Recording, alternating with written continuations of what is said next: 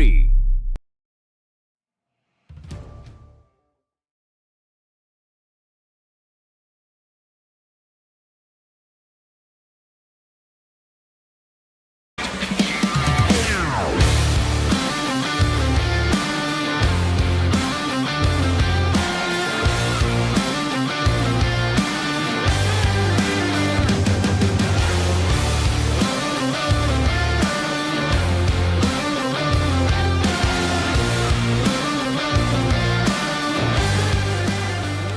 The OH Report proudly presents high school football. And coming up tonight from Richland County, a beautiful night for week 2 as the Crestline Bulldogs visit the Crestview Cougars.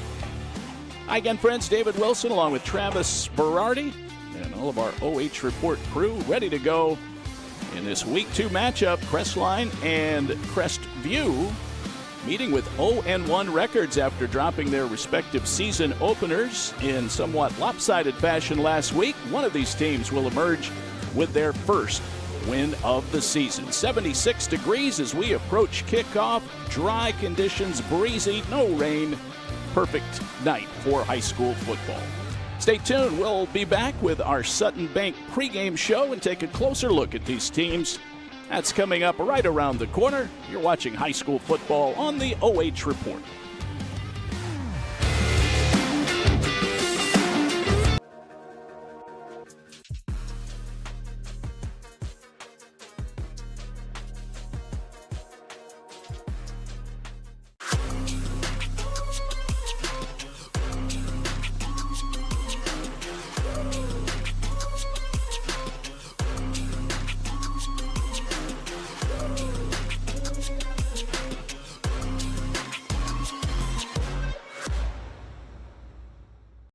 Local sports deserve to be done right. We're built for the communities that support the game. This isn't about one season. Every season matters because every game tells a story, and those stories don't stop at the final buzzer. We're here for every moment, big or small. Watch anytime, anywhere on your schedule, and it's always free to watch. This is the future of local sports. This is the OH Report. For over 12 years, you've trusted Scout Construction for quality building and remodeling.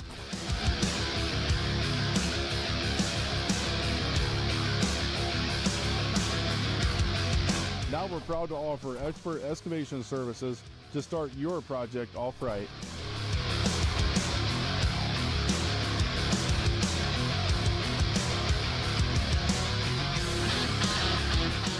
You see what we build, now see the way we dig.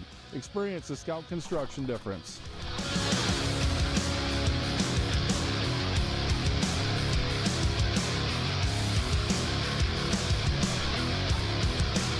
Call or email us today for a free quote and let us break ground together.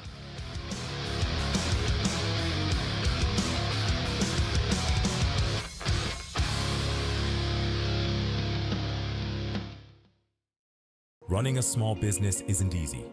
Between work, family, and everything else, there's just not enough time in the day.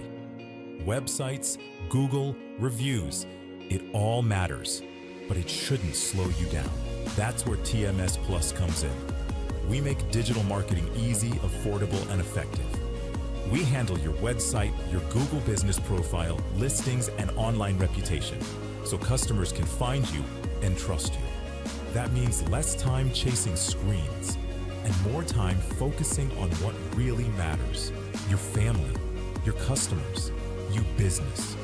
Sign up for TMS Plus Digital Essentials today and get a free 1-month half-page ad in Town Money Saver magazine. Consultation and design included. TMS Plus. Easy, affordable, effective. Welcome to Inside Central Star. I'm next to one of our amazing team members, Kelly. What do you love about Central Star? I love the culture. Our team genuinely cares about people. We hold the highest standard of patient care, and I love to be a part of that. What do you feel sets this company apart? There's this real sense of collaboration and respect regardless of the title you hold. Do you think that's what has kept you here all this time? Absolutely. We make a real difference in our patients' lives and our own lives too. Join our team at Central Star and contact us for the latest opportunities. Okay, we got t-shirts. Anybody want t-shirts? At Mechanics Bank, we're more than your local bank. We're your neighbors, your fans, and proud supporters of our local schools. From touchdowns to goals, classrooms to communities, we're here for you. Because at Mechanics Bank, our home field advantage is supporting you.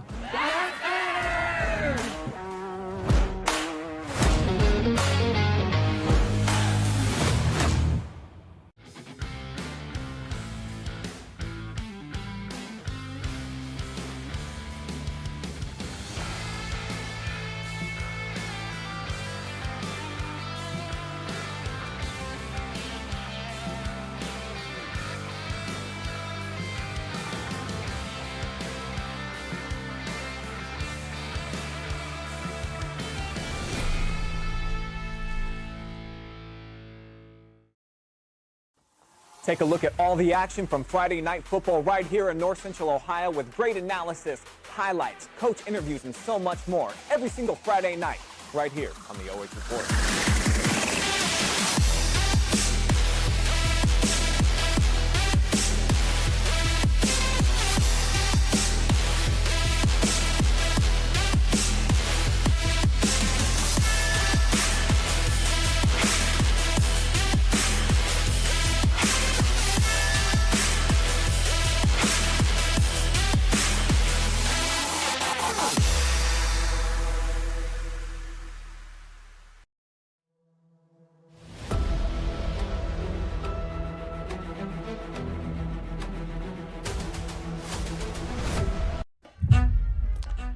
Welcome back, my friends. Welcome back as we get our pregame show going in earnest on a beautiful night here at Crestview High School. Crestline and Crestview in non-conference action. Crestview 0-1 after dropping their opener last week to Northwestern 54-14, while Crestline lost to Buckeye Central 35-7. David Wilson back here at the field. Travis Berardi at the controls and ready for some color commentary tonight. I don't know what you did again, but you drew the short straw and you're back with me, partner. Not the short straw, man. I was looking forward to this week. One, I don't have to do the play-by-play. I love doing play-by-play, but when I get to go with a guy that's done many great games as a play-by-play man, it just takes a little off my shoulders. I get more confident, and I am looking forward to calling one of two, because we'll be back here later in the season as well. You're 2 weeks off because the team that you call games for, the Massillon Tigers, only have 2 away games, so you'll be back later in the season for that. But always a pleasure to be working with you, Mr. Wilson. Well, you're very kind, and I'm looking forward to that next trip over here as well. But Travis, week 2, and both of these teams having to kind of flush away that memory of a tough week 1. Yeah, Crestline played a close game with Buckeye Central a year ago. The Bucks this year getting the best of them, scoring 28 points, quarters 2-4 after a 7-7 first quarter. Crestline, they got a couple good possessions in that first quarter, but after that they could not get anything going. As you're going to explain more about them in the team spotlight here, but yeah, just a good start, but they just have to try and get 4 quarters together. Crestline is a Division 7 opponent. They're playing up a division tonight. They're out of Region 27, so there you see some of their information. They are an independent, no conference affiliation for Crestline. Finished 5-5 last year. They've been a 500 team each of the last 2 years under Hastings Robinette, who's in his 3rd season. He has really turned the program around, Travis. Playoff team 2 years ago, but they had some tough times before. Yeah, and they went to Lucas last year, late in the season. Both teams the chance to make in the postseason. Lucas got the best of them, and Crestline just missed out. But it's a change, like you said, under head coach Hastings Robinette. The ability to be in the race for the playoffs the last 2 years, making it 2 seasons ago. We had him last year. I talked to him on the Coach's Corner. We'll actually have them on the Coach's Corner coming up on Wednesday at the OH.REPORT World Headquarters. But it really turned things around, and Crestline being that competitive team that we used to see back in the 60s, 70s, and early 80s. They're trying to get back to that spot. Yeah, he's raised the numbers of participation in the program, and that obviously will help any program just to get more guys out there. And they've been able to restart their JV program as well, big, which helps in the development. Let's take a look at our player spotlight for the Bulldogs. Quentin Kapp, he is a two-way standout for this Crestline Bulldogs team.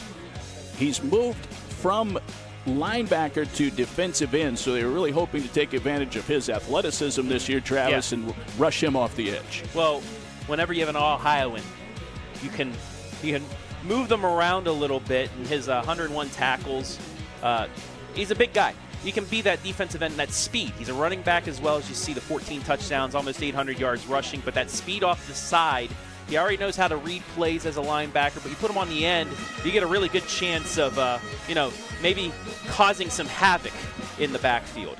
He's 6'1", 210, and a senior. There you see the Crestview Cougars coming onto the field, following Old Glory and busting through for their home fans. Let's take a look at the Cougars, coached by Steve Haberdill. 0-1 after that loss last week.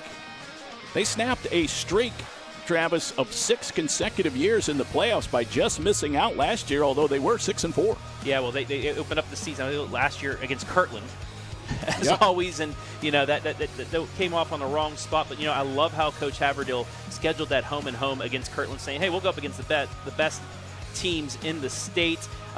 This will be the first year a Coon has not been at the helm in, I believe, 9 seasons. This is in a decade. We have not seen a Coon out there at quarterback, but this is a team that, they got to get back on their feet, but they have a chance tonight to do so. Yeah, very young team, 16 freshmen on the varsity roster. Our spotlight player will stick with the running backs again. Wyatt Barber, like Quentin Kapp, a two-way standout. He'll play linebacker on defense, but he really will be a key guy as he has a chance to come into his own this year as their primary ball carrier. Yes, he does, and despite not making the playoffs, Crestview, they're known not only for the Coons at quarterback, but having some very good running backs, and Wyatt Barber has the ability to keep that going here at Crestview High School.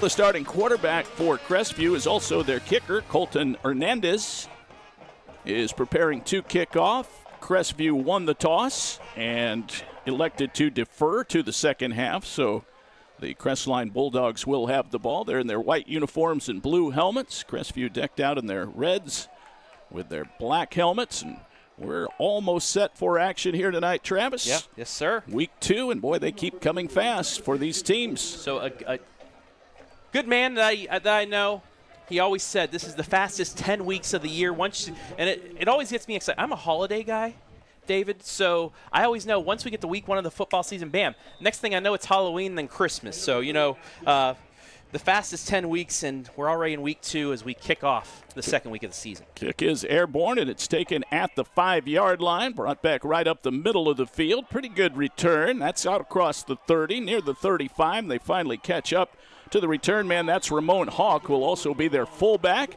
Very nice return, close to 35 yards or so. Here's the keys to victory for Crestline. Travis, what's going to be important for them tonight? Well, just block and tackle, and use, like you said, use your experience to your confidence side as well. And you just gotta, you make your tackles. You don't let anybody get out in open space. You don't let that big play happen, and you're going to be in good shape. And then this team, last couple years, they've had experience now. You got to continue to use that to continue to build this team. Yep, and when you're kind of licking your wounds after a tough night, you just need a few things to go well early. He'll keep it on the ground and around the right end. That was Hawk on the first carry of the night. And the Cougars swarm to the ball as well. Nice gain on first down, 2nd down and 6, and away we go tonight here in Richland County. Sunny night, beautiful evening for high school football. 74 degrees, not a cloud in the sky, a nice breeze as well. I was talking to Doug Haydet before from the Ashland Source before the game started. He said, last year, first couple weeks was like 90 degrees. Couldn't have asked for a better weather here tonight. This drive starts at the 38. Cody Lawhorn is the quarterback. takes the shotgun snap, and he will run it. He's got some real estate. First down across the 50-yard line and into Cougar territory at the 49. Yep, great play. Got the ball fake. Got those defensive ends to bite down, and then he just kept it himself, rolled out to the right, and he's got himself our first down of the evening. First downs tonight brought to you by Northwestern Mutual. First and 10 from the Cougar 49-yard line. And also smart by him. He got the 8 yards, just ran out of bounds. Don't want to take any licks early on and get hurt, especially when you're the play caller. Threw for 119 yards last week. He handed off running left to the big man Quentin Kapp, his first carry of the night. Ran over the left tackle and then got knocked down at about the 46-yard line. Yeah, that's Rose Bronson. Read it perfectly, but he just bounced missed off the big fullback as he's able to get 3 yards, make it second down. So Kapp with his first carry. They were really stymied rushing the ball last week, Travis, an aggregate of just 3 yards rushing in their that loss. last yard matched what they did against Buckeye Central. Buckeye Central talked to them in the coach's corner on Wednesday, said that, Crestline they were expecting them to be more of a passing team.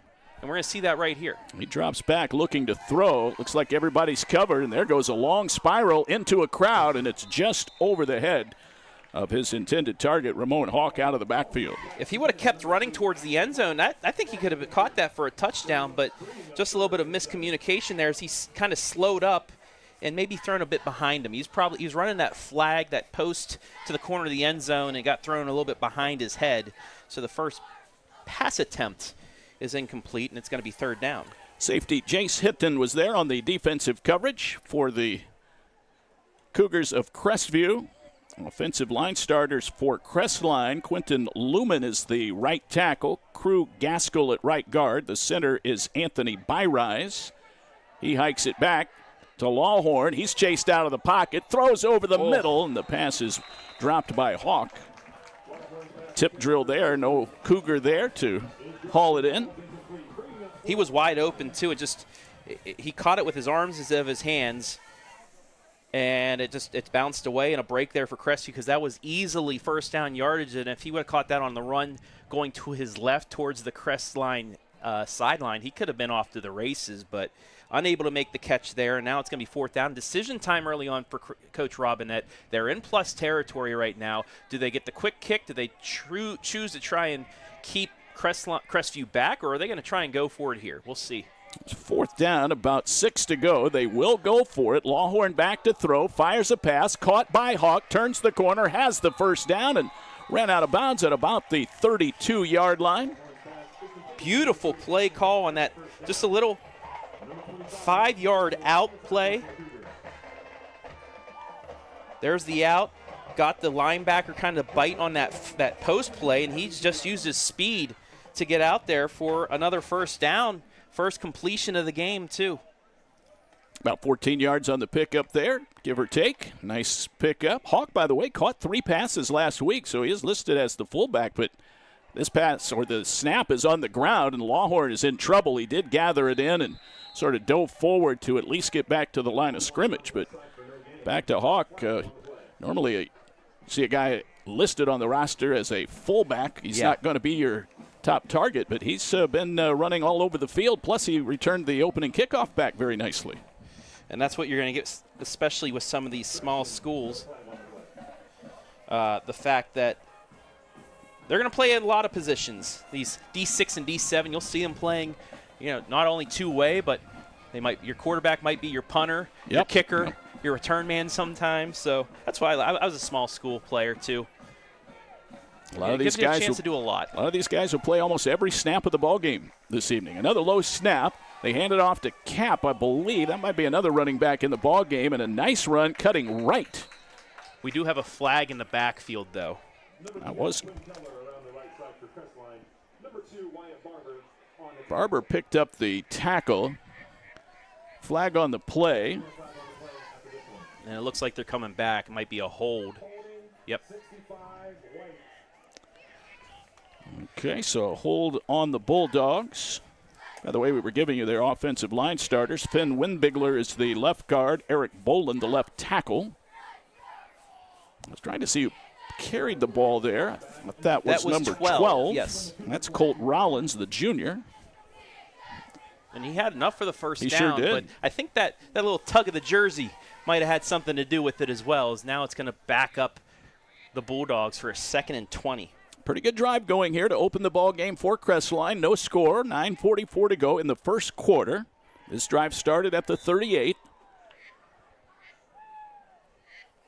They'll break huddle. Cap is in the backfield behind quarterback Cody Lawhorn. Threw a touchdown pass last week, also a pick. They'll hand it to Hawk, running right. He's pursued by the Cougars. Stiff arms a man, turns the corner, got to the 35 and wrestled out of bounds. A nice run there. But netted them at least the penalty yardage back, plus a little bit more. Max Weitzel, the linebacker, ran him out of bounds. Yep, give him a good 9 yards on the carry. And it'll set up a 3rd down and 11, but a little bit more manageable there, especially with what you're seeing early on is the speed of Crestline. Looks like they gave him a little more favorable spot there. Yeah. Travis, 3rd and 9. Clock moving. Lawhorn takes the snap, helmet high, sprints to the left, fires a pass, knockdown. Beautiful defense there by Jace Hinton. Again, it looked like it was going to be one of those quick outs, but Hinton able to really close the gap and knock that down. That's not interference, though. That's a very good closeout and a deflection to force 4th and 11. Hinton, just a sophomore, 5'8", 140. Nice defensive play.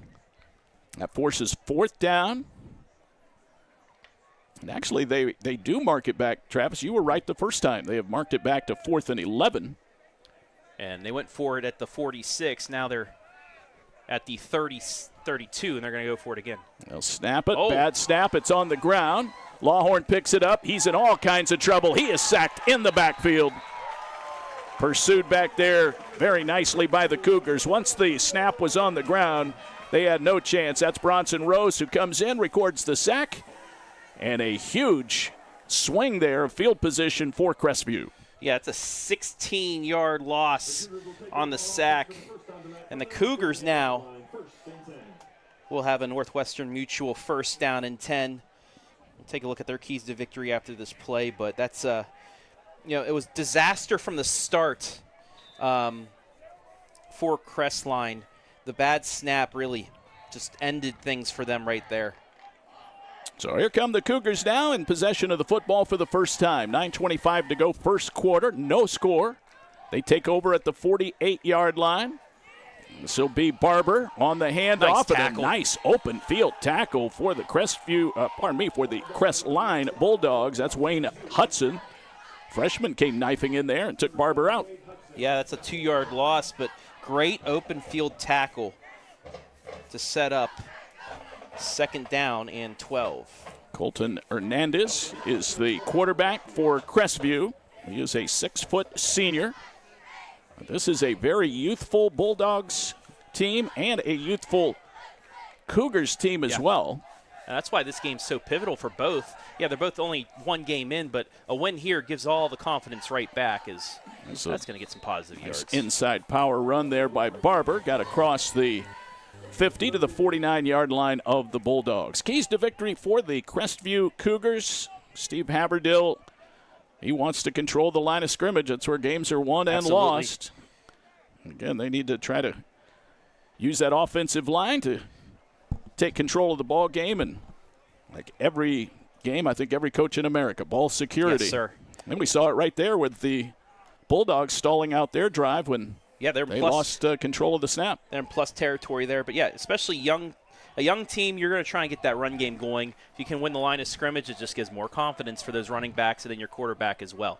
Hernandez on 3rd down, about 8 to go, and he's going to be sacked in the backfield. Crestline with good pursuit into the backfield. I think that was Cap who got back and recorded the sack. He had plenty of help. Yeah, immediately they were trying to get the rollout to the right, but once again into the backfield. Might have been Wade Hudson again. Yeah, I think it was. I mean, he might have gotten first contact, and then they came in waves. So he's made 2 big defensive plays. The freshman putting his imprint on this game, and that forces a long 4th down, 4th and 19 for the Cougars. Very impressive defensive stand there for Crestline. Hernandez, left-footed kicker.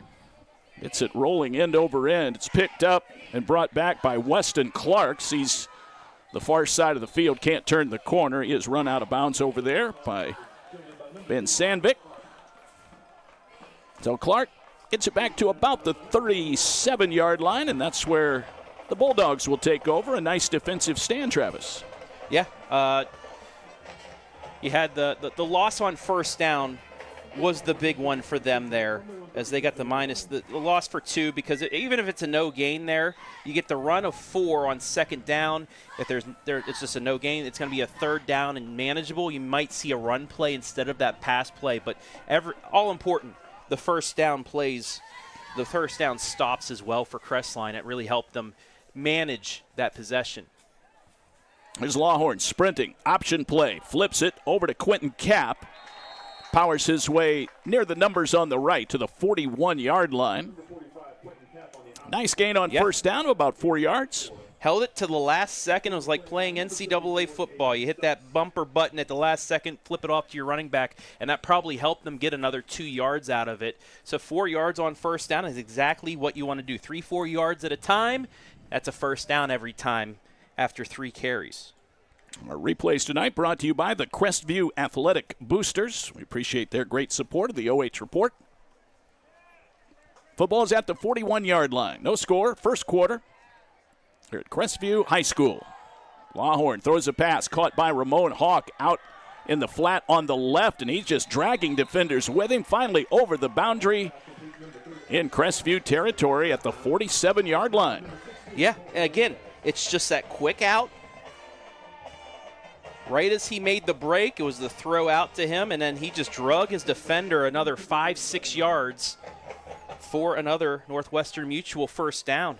It was Tavin Younts who is holding on for dear life. Hawk is a strong kid, 5'10", 155. He is a junior.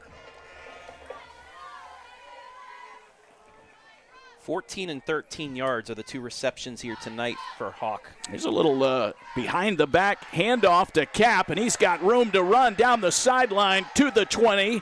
And did he stay in bounds? He tiptoed on the boundary. It is a touchdown. 47 yards after the nifty, crafty handoff from Lawhorn to Quentin Kapp. Big guy got speed, David. As you'll see here on the replay, he got out to the left side, and here is the replay. And he was off to the races. And it was like maybe like a Statue of Liberty-esque type play. Looked like he started off, and that was set up by the 2 quarterback keepers. The fake drive off to the right on that first possession that opened that up a bit on the quarterback keeper. He just a little flip back behind him. Reversal, touchdown.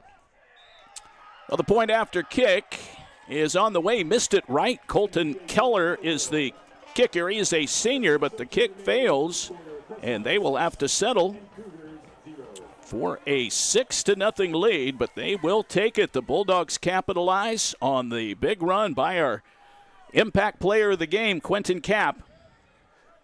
A big thank you goes out to the Franklin and Savannah Fire. So Kapp rumbles for 47 yards. We have our first score of the night midway through the first quarter. And here's that handoff once again. It's just a little, just right behind him. And then just getting to the corner. Right and there. Just with the big build that he has, it's going to take more than a little shove. That was a couple of the players that might have shoved him out of bounds, but just his big build, you have to do more than just try and push him out of bounds to get him backing out. And Crestline, the Bulldogs, striking first, 6-0. The officials making the calls tonight: Dan Hensel, our referee, James Slagle, Paul Muterspaw, Jerry Boyle, and Joe Wagner, also on the crew, assigned by the OHSAA. They did a good job working together on that play, yes. Travis. I don't know if you noticed, but they were looking back, and one of the trailing officials was giving the thumbs up to the official in the end zone to let him know that he stayed in bounds. So well done there by the crew. Not only teamwork between the two squads, but also teamwork by the Zebras as well. All right, Crestview will try and answer here. It was a 4-play drive of about 63 yards. It was a line drive kick. It's going to be picked off by Crestview. Wyatt Barber bringing it back, looking for an opening, but he is hit and dragged down by a host of Bulldogs at around the 26-yard line. Barber returns it to the 23-yard line. Crestline tackle made by number 6, Eric Boland. They give Eric Boland the credit on the tackle. Beautiful night here and a good start for Crestline making the trip over. Now, they were in this position a week ago. It was 7-7 with Buckeye Central after one quarter, and then Buckeye Central was able to make adjustments. Can Crestline keep the momentum this time and keep it rolling? Wade Hudson is out right. He's one-on-one with Jace Hinton in this formation. Keeping it on the ground, a running play for the Cougars. First handoff of the night to Ben Sandvik. He's the 5'9 sophomore. Good 5-yard run. Yep, just inside the tackles. Offensive line for Crestview. Caden Stutz, the left tackle. Bronson Rose, the left guard. Ryder Smith at center. Montgomery Klein, all-Ohio player at right guard. Jackson Giampietro is a freshman at right tackle. 5:15 and counting. Ooh. Another running play right up the middle. This time it was sniffed out by the Bulldogs. They filled every gap there. Fool me once, shame on me. That was Sandvik again who got the carry. We've seen Barber and Sandvik. They also have Gavin Webb who carries the football. Colton Hernandez is the quarterback. That was a 2-yard setback, so it's third down, about 8 to go. Ball is at the Crestview 27. And again, another negative play early on in the possession. Play action, and Hernandez loads up, fires a pass, incomplete. It was a little high there. Carson Keener going up to try to get it, was hit as the ball arrived, and it falls incomplete. So a promising start to the drive for the Cougars. You have the loss, and then maybe a little bit high, maybe a little bit late on the throw. And it looks like it's going to be another punting situation and another good field position start for the Bulldogs. Clark and Hawk back deep. Really not deep, but near their own 35.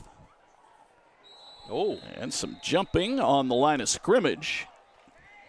It is fourth down and about 7.5 to go. So even if this is against Crestline, it would not give the Cougars a first down, but they're going to talk it over. At least it'd give them enough to maybe think about it. It'll only be about 2.5 yards. We'll see who jumped first. Right now a 6-0 Crestline lead. First quarter, we have 4:31 to go. Yeah. It is against Crestline. Their defensive front got a little bit anxious. Looks like it's going to be fourth down and about 3. Yeah, 4th and 3, but I think they're still just going to try and play it safe and punt it unless we get a fake here. Keep an eye out on that. Hernandez is the quarterback, but he will kick this one away. Got some hang time. Hawk catches it at the 34-yard line. He assesses the defense. Oh, nice block. Great block. They spring him free, and he is pushed out over the boundary at about the 35-yard line, maybe the 33. That was an incredible block. But there is a flag down. It's going to get a flag. Or they get the second. I think the first one block was good, but you'll see here the second block might have been the one in the back. And there are 2 flags. First one, I think we'll see right here. That's right there. You got it, Travis. And that's going to bring him 15 in high school for.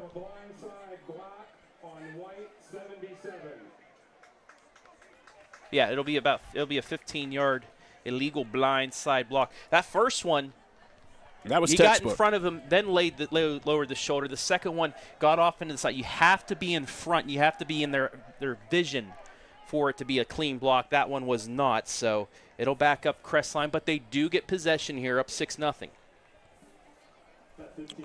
So after they walk off the penalty yardage, the Bulldogs will take over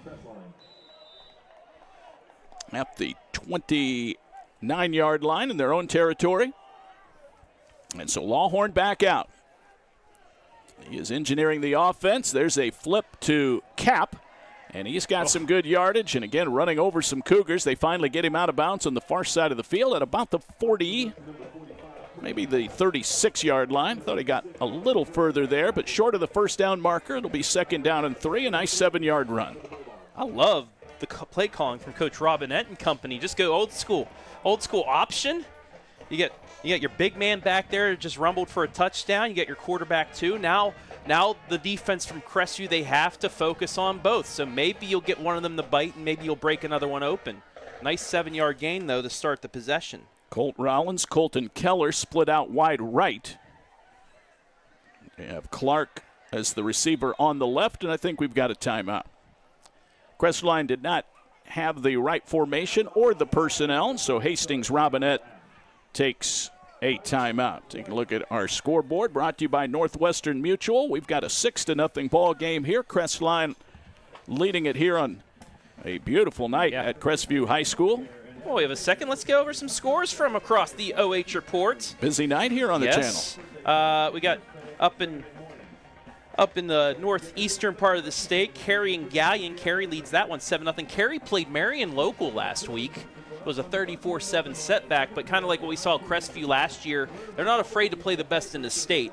Hillsdale and Lucas, the rivalry, that's in the second quarter, tied at 0.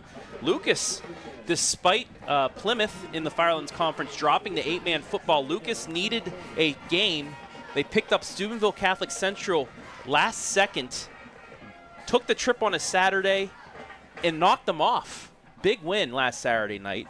Big Walnut up 13-0 on Dublin Kaufman. Calvert leading St. Paul 7-0 as we get back to action. 2nd down, 3 to go for the Crestline Bulldogs. They lead it 6-0. Also, East Knox up 7-0 on Winford. Long pass downfield after great protection, but just missed his receiver downfield. Colton Keller, again, had a step on that Cougar defense. Great protection there for Cody Lawhorn. That was a nice ball, too, but he just overthrew him by about 2 yards. And that's another thing. I don't know if he gets under it, but he kind of lunged at it instead of it kept going in stride. And that's something that, as the season goes on, you'll get to know your quarterback better. But it's a couple, I don't know if it's still going to be caught if he stays in stride, but the lunge. 4:02 to go, first quarter. Clock stops with the incompleted pass. This will be a 3rd down, about 3 to go. They'll give it to the running back, Hawk, and he is snowed over. Great job there by the Cougar defense. That was Caden Stutz, 6'4", 275, the senior. Yeah, loss of 3, and back deep in your own territory. This might be now, if it's, again, no gain, they might go for it on 4th and 2 and 3, but now it's 4th and 6. You're at your own 34. Kick it away, especially with how your defense is playing.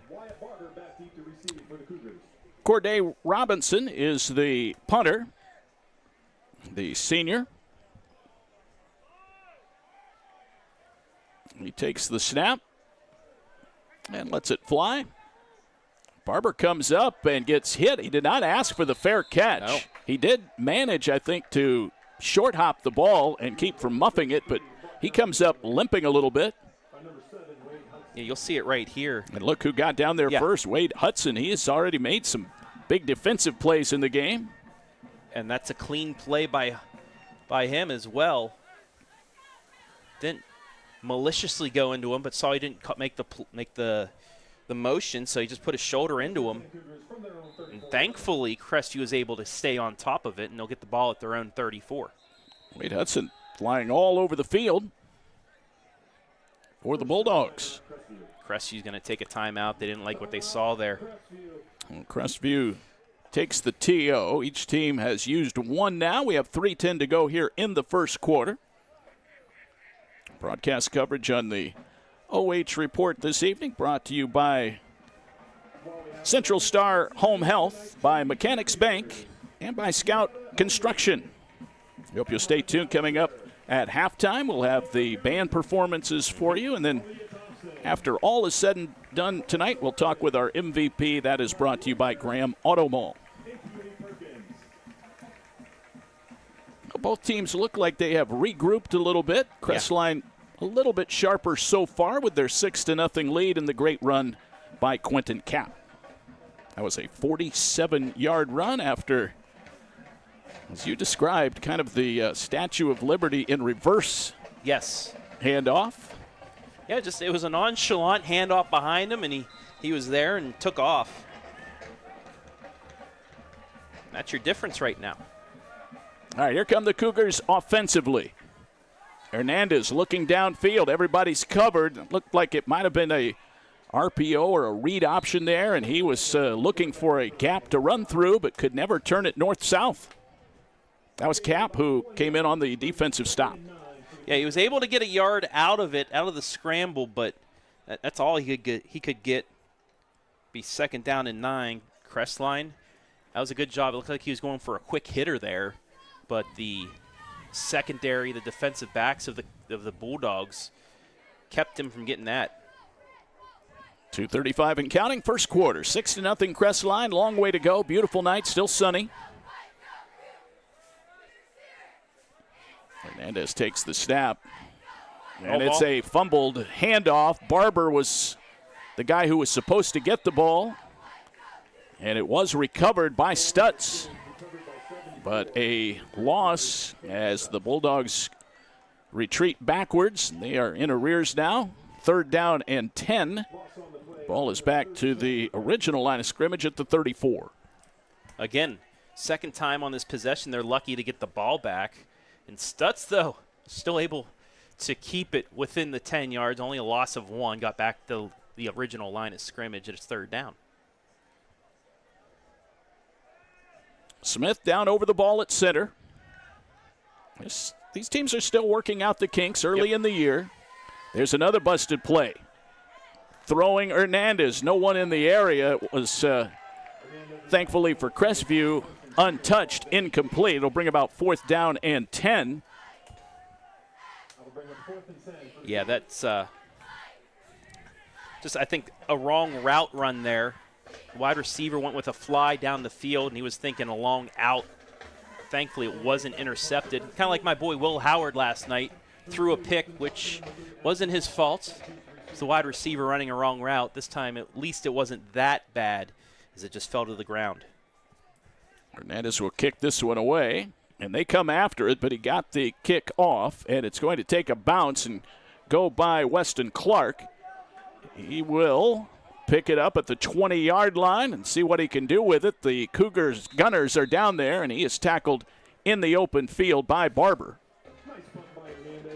So Hernandez got a nice roll there, Travis. Yeah, he tried to, lull them in, picked it up the last second, but Crestview, good job staying in their lanes and keeping him from getting that corner and taking off. Only got about 4 yards on the return, and Crestline backed up 1st and 10 from their own 27. About 39-yard kick when all is said and done. So at the 27-yard line, here come the Bulldogs, leading it by a score of 6-0. There's that quick pitch pass. Out across the 35, 40. Carried by Colton Keller, the wide receiver.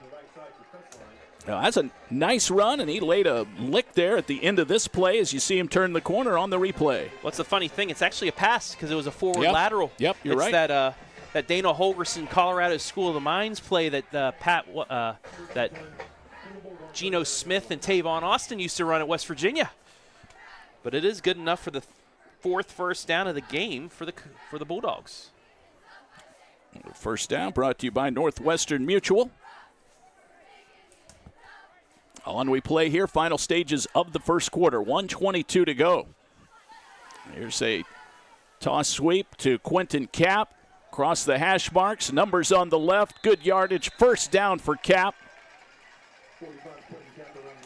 Brought down by Jace Hinton, the safety who came up and got him to the turf.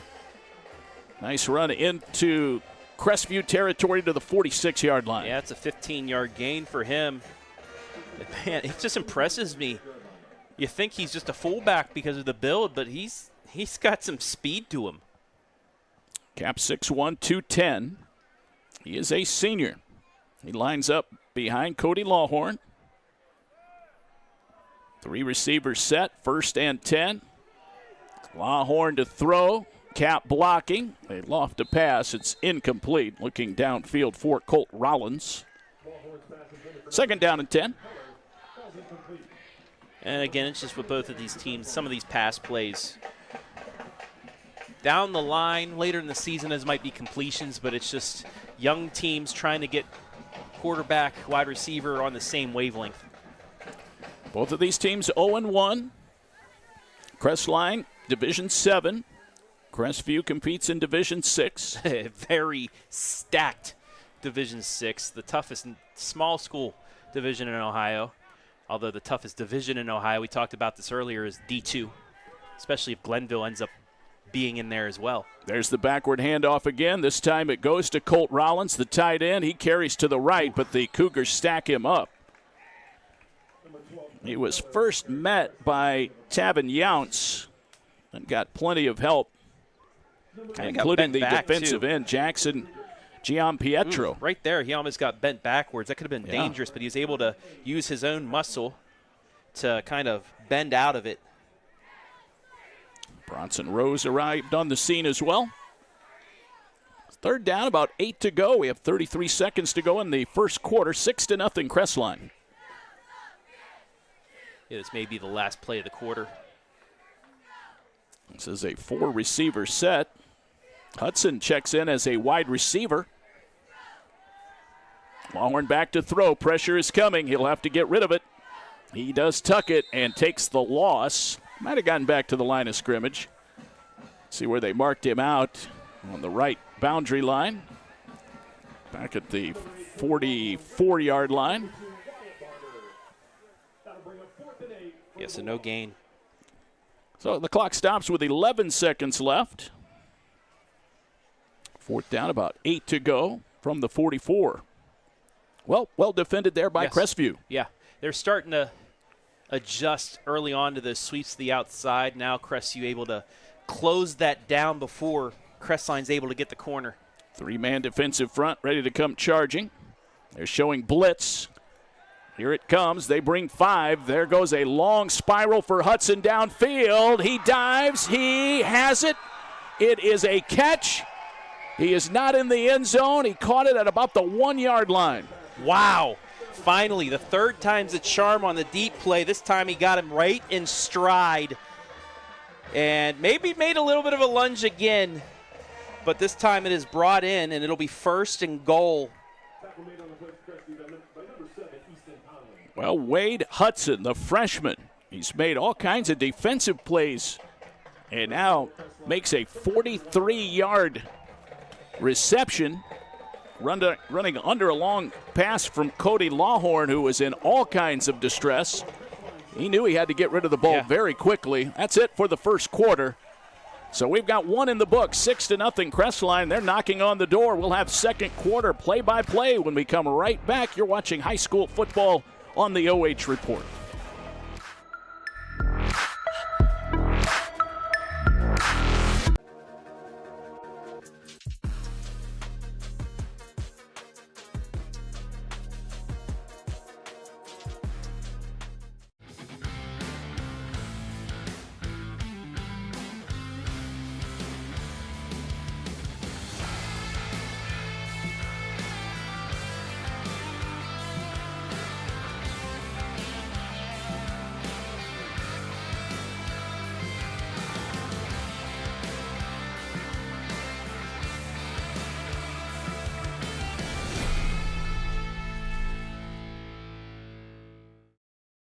I can describe Central Star Home Health several ways, but honestly, we're more than your neighborhood home health company. We are a direct extension of your family. Whether you are a caregiver looking to be part of our incredible team or a family in need of our help, we exemplify advocacy. Our dignified home care programs maintain your loved one's safety in the comfort of their home. Call Central Star, day or night, to set up a personalized program to meet your needs. When you wish upon a star, care will come to where you are. On we go to the second quarter. Ball at the 1-yard line. They give it to Quentin Kapp. He is not going to get in. We're underway in the second quarter. Crestview putting up a goal line stand. It'll be second down and goal. Rose got in there and wrapped up the big man. And looks like maybe back to the 2. Yeah, looks like they lost a yard on it. Bronson Rose, all Northwest District second team, all Firelands honorable mention 1 year ago. 6-0 Crestline. Welcome back, fans, to coverage on the OH Report. Let's Kapp in the backfield again. Lawhorn in the shotgun. He'll run behind Kapp. Fires a pass. It is caught. That's a touchdown, Crestline. Hauled in by Ashton Hawk, the junior. Lawhorn tosses a 2-yard touchdown pass. And Crestline extends the lead to 12-0, 11-14 to go here in the second quarter. Yeah, they're on that right hash, so he had more room to roll out to the left. Got a couple Cougars to commit to him, and he was able to get to his speedy receiver again on that quick out to make it a 2-score game. And it looks like they're going to might line up to go for 2 here. Same formation, although they do have 3 bunched on the right. Back to throw. Looking for 2 here. Lofts it to the end zone. Pass is caught. That was caught by the wide receiver, Colton Keller. So they get the point back that they missed on the failed kick in the first quarter. Lawhorn sort of off his back foot there, and the pass is caught for 2. 14-zip Bulldogs. Yeah, and just was able to get – he was able to buy enough time for his wide receiver to get open there. And the Bulldogs, a 2-score lead, 14-0 on Crestview here. That drive started right back on the 27-yard line. There's a couple of nice runs by Kapp in there, and the long pass, of course, to Wade Hudson got him to the doorstep. Yeah, and here is that pass play that opened things up and finally hit his wide receiver in stride on the 3rd chance that he had downfield. Nice little point into the student section of Crestview as well. And then they were able to cap it off with the rollout touchdown pass, and the Bulldogs looking impressive here. Ashton Hawk, the touchdown catch. So Lawhorn having a pretty good night. And they have built a 2-touchdown lead. But we are early, 11-14 to go before halftime. Gives a reminder to stay tuned at halftime. We'll have both bands, the halftime band show. Here comes the kick by Colton Keller. Short kick, dropped at the 20-yard line. Gathered back in. Ooh. That's Barber, and he's got Bulldogs to contend with, and he is brought down to the turf at about the 16-yard line. Not the start you wanted after giving up the touchdown there on a full run. Kind of hit off to his side, and thankfully he was able to pick it back up because running right at him was big number 12, Colt Rollins, who, if he doesn't get back there immediately, that might be a pickup and a touchdown again for Crestline. Yeah, that was definitely in the danger zone. Mm-hmm. Barber got the job done. They would like to get him in gear here on this drive, Travis, start getting a running game established. Yeah, you're only down 14-0. You'll get the ball out of the half as well, but defensively, you just 2 big plays. That's the difference right now in this game. It's 2 big plays by Crestline. You get a big play yourself, you get that momentum right back. Tons of time left for the Cougars. Colton Hernandez standing in the pocket, fires a pass over the charging defensive lineman. incomplete. Was looking downfield for Tavin Younts, the tight end. He had his tight end, but if you watch the replay here, he threw it off his back foot. He was not balanced enough because he was getting rushed, and you see it right here. He's moving backwards. He's kind of shuffling back as he threw it. Had nothing under that pass because of it, and it's second down. Now, if he stayed strong, if he had maybe an extra second, he's able to throw it like he usually does. That might be a quick out completion, and if it's a broken tackle, it's that big play we just talked about. Cougars operating deep in their own territory. Under center, Hernandez hands it off. The ball carried by Ben Sandvik. And he dragged a couple of Bulldogs with him to about the 23. Nice run of about 7 yards. Yeah, and that's exactly what Crestview needs. Looks like there's a marker down. And that looks like it's at the end of the play. Do we have a hold late? Okay, so that's Ryder Smith, the center, who got nailed on the hold. Let's see if we can see it here on the replay, but it was upfield, and it was maybe, I do see a lineman got tackled at the last second because it was a 5-yard push, and then they backed it up 10 yards. You can give 5 yards to the running back still, but then a 10-yard penalty on the hold. I think that's how they score that. So a net negative there. We'll bring the ball back to about the 11. It will be second down again, though. Second down, looking at about 16 to go. They need to get to the 26. Handoff. One is carried by Gavin Webb. His first carry of the night, 5'10", 175-pound sophomore. Not a lot of room there. Got about 3. Maybe 4 yards to the 15. Might have gotten more if he bounced it out. He decided to cut it back in, and that was not probably the right choice for him to do. If he bounces it out, he might get a yard or a couple more and get it within 10 yards, but now it'll be third down and 11. Opposing defensive line for the Crestline Bulldogs, although Cap is checking out on this play. He's usually in there at defensive end. By Rice, Schaefer, also Caleb Silverwood at defensive end. Hernandez to throw. There it goes. He threw it a little short. Receiver got tangled up there with Hudson. Incidental contact there. Nothing to elicit a flag. Carson Keener was the intended target. And also it was underthrown.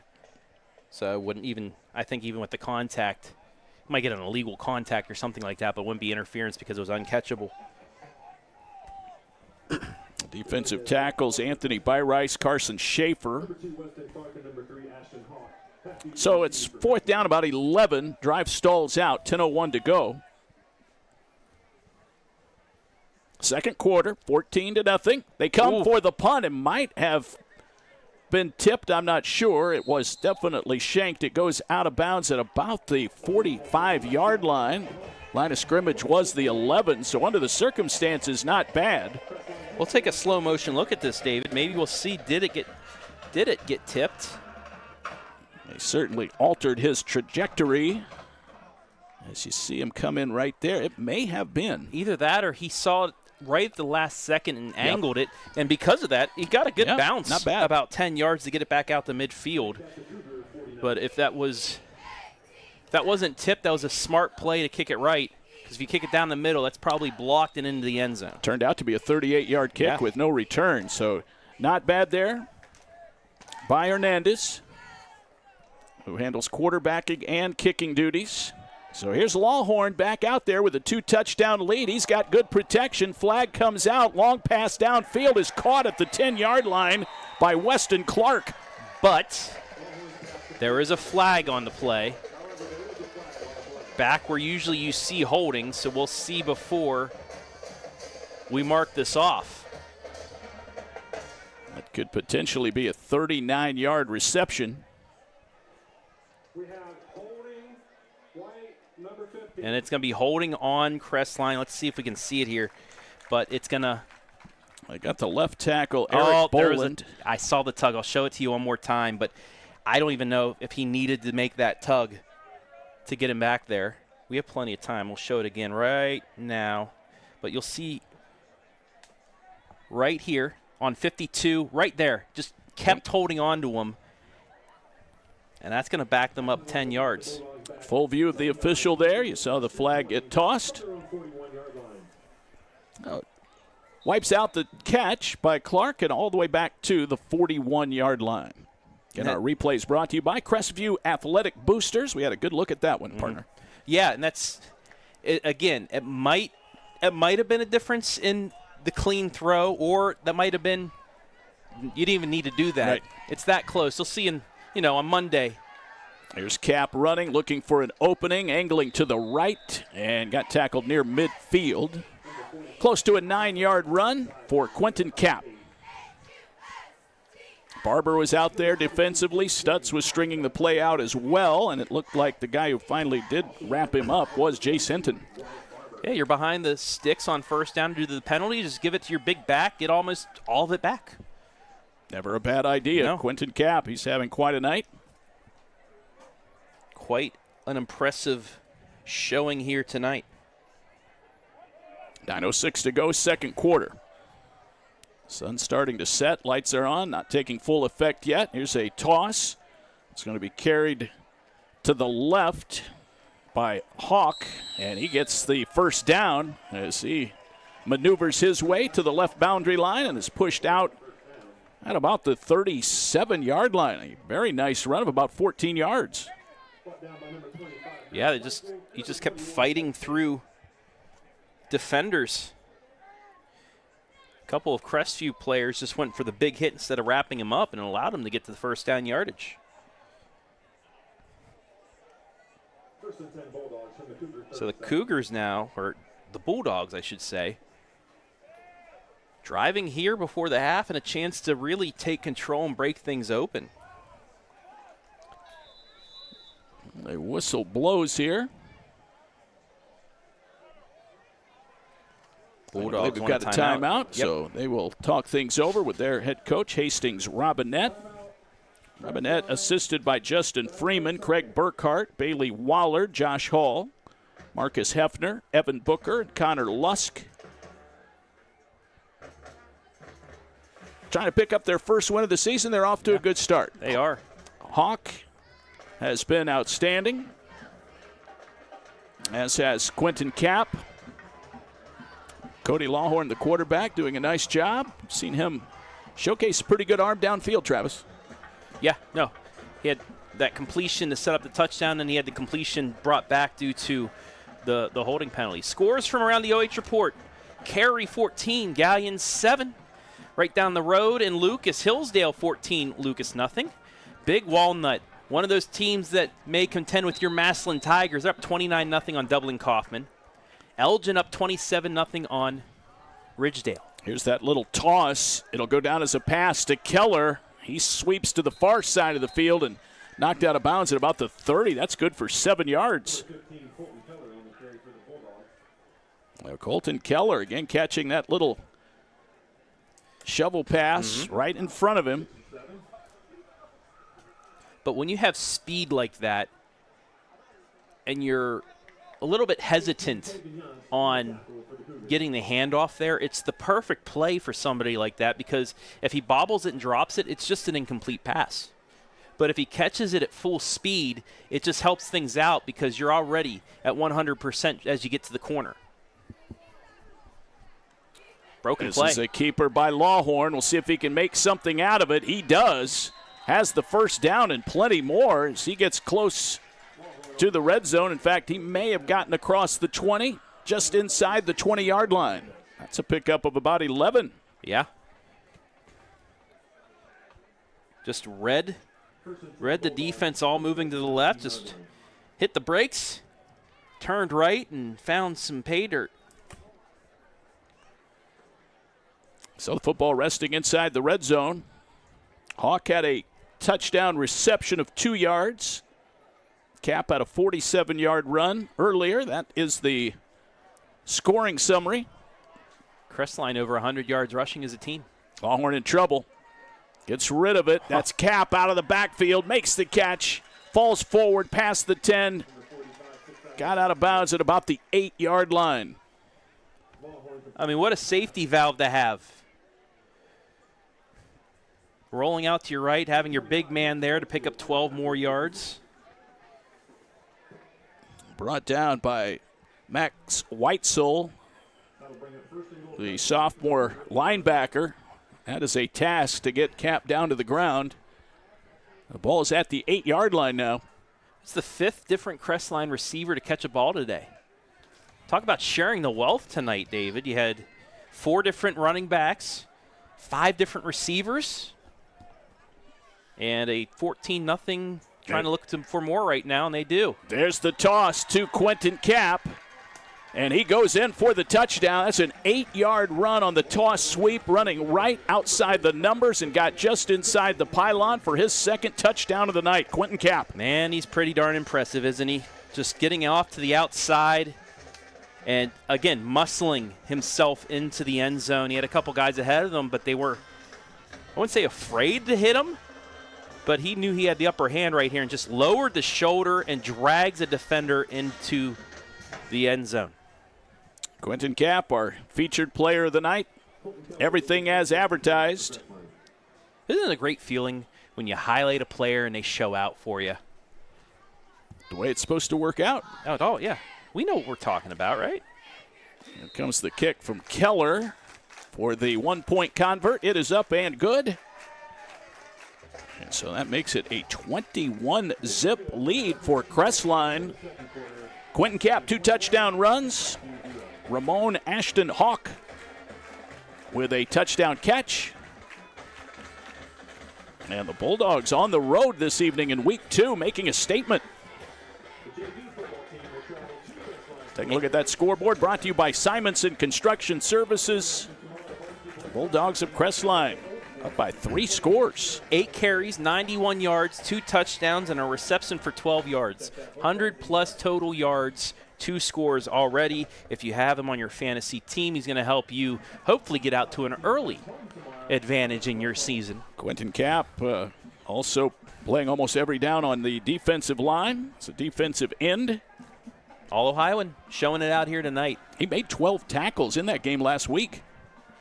Again, that was a lopsided loss against Buckeye Central, but this team has really come out. I think perhaps most impressive to me, Travis, is what you just touched on a moment ago, and that's the versatility. Yeah, just the ability. He was a linebacker last year. They moved him to defensive end, so now he's able to get off the corner quicker, get into the backfield like you want him, but getting around the corner on the offensive end, you see his speed. He's one of the main cogs that allow this Bulldog team to run. Definitely the real deal. So here comes the kick from Colton Keller. Didn't really get a whole lot of that. It's an end-over-end kick. Barber with a running start from the 25 to the 35 and runs into trouble at about the 38-yard line. Great starting position. Best off of a kickoff tonight for the Cougars. But they got to get something going, David. Now they're down 21-0. You got 8 minutes left in the half. If you can get a score here, you can still feel better about yourself going into the break. But if you can't get anything going here and you get Crestline another chance, this game may get out of hand quick before the half. It is an important drive here for the Crestview Cougars. They had some positives on their last possession. Start this drive at their own 40. Nice return by Wyatt Barber. Colton Hernandez hands it to Barber. Running over the left tackle. Nice run of about 6 yards. They might mark him down at the 45, so give him 5. 2nd down and 5. Good first down play for the Cougars. Good job on the counter. The left side of the line was able to seal things up, allow him to get outside, and this is what you want to do if you want to get it back into the game. Just chip away, get 5-6 yards on first down. Just keep moving the sticks. That's the first thing you need to do. Just keep moving the sticks, get something going, then get into the end zone. Clock continues to move. 7:15 to go second quarter. A lot of time left here before the halftime break. Their handoff. That time it's carried by Ben Sandvik. Sandvik, the fullback, gets him the first down and lands right on the left hash mark. And gets into Crestline territory at the 48. Now, I'm not trying to excite people out there, but you got 6, then 7. 6, 7. I get it. Yeah. But that's to get a drive going. 6 yards, 7 yards, first down. Keep doing it. You're moving in chunks as well. Your line's getting a little bit more confident after a couple big runs. All you have to do is avoid the loss here, especially on first or second down. Don't get tackled in the backfield right now, especially with some momentum. 4-man defensive front for Crestline. That's Cap on the left end, and the snap. That is not what you off. want either. It's a delay of game. And did not get the play off. They'll mark off 5 yards. It'll be first down and 15 for the Cougars. I did look down at the clock. It was down to 3 seconds, but nobody else caught it. Steve Haberdill, the head coach of the Cougars in his 8th year, 54-29 going into this game. And again, narrowly missed the playoffs last year. First time out of the postseason in 6 years. He's had a couple teams make great runs as well. There's the snap. It's a sweep Pass. and maybe a pass. Oh, a hit from behind by Hudson. He jarred the ball loose. It's a strip sack, and it's picked up by the Bulldogs and brought back. This is going to go all the way for a touchdown. Colton Keller scooped up the loose ball. But guess who forced the fumble with the tackle from behind? You've seen him all night. Wade Hudson. And you'll see him right here. Just able to just continue running. You'll see it. Here we go. I think this on is the replay. Carson Keener, who was going to throw the halfback option pass. And then it was bounced out to Keller. And he just leapfrogged into the end zone. We'll check that replay out again after the PAT, but what a change. Yes. In momentum, already down 3 touchdowns. The Cougars could not afford that turnover. And again, if he has 2 more seconds and gets that ball off, it may be 6 the other way for Crestview. Just talked about 2 momentum plays, getting the 6-yard, the 7-yard gain, but then the delay of game took him out of that rhythm. Tried for the Keller will big chunk kick play. His own extra point there, so he scores all the points on that trip down the field. That makes it 28-0 Crestline. We'll check it again here. I'm thinking maybe around a 40-yard return here, Travis. And look who's leading the convoy, too. His Cap. Yep, you're right. Right there laid the final block to allow him to get into the end zone, and the Cougars just reeling right now. They had something going. Couldn't see the clock, got the delay of game. Instead of maybe lining up and continuing to run the ball, they're behind the sticks. They're thinking, okay, let's try the trick play now. Crestline wasn't having anything to do with it, and instead they get the big play to open this up. Hudson came in unblocked, separated the ball. 28-0 Crestline, as they have opened up a big margin here in the first half. They will prepare to get it back. And now 4 touchdowns on the board for Crestline, including a defensive touchdown.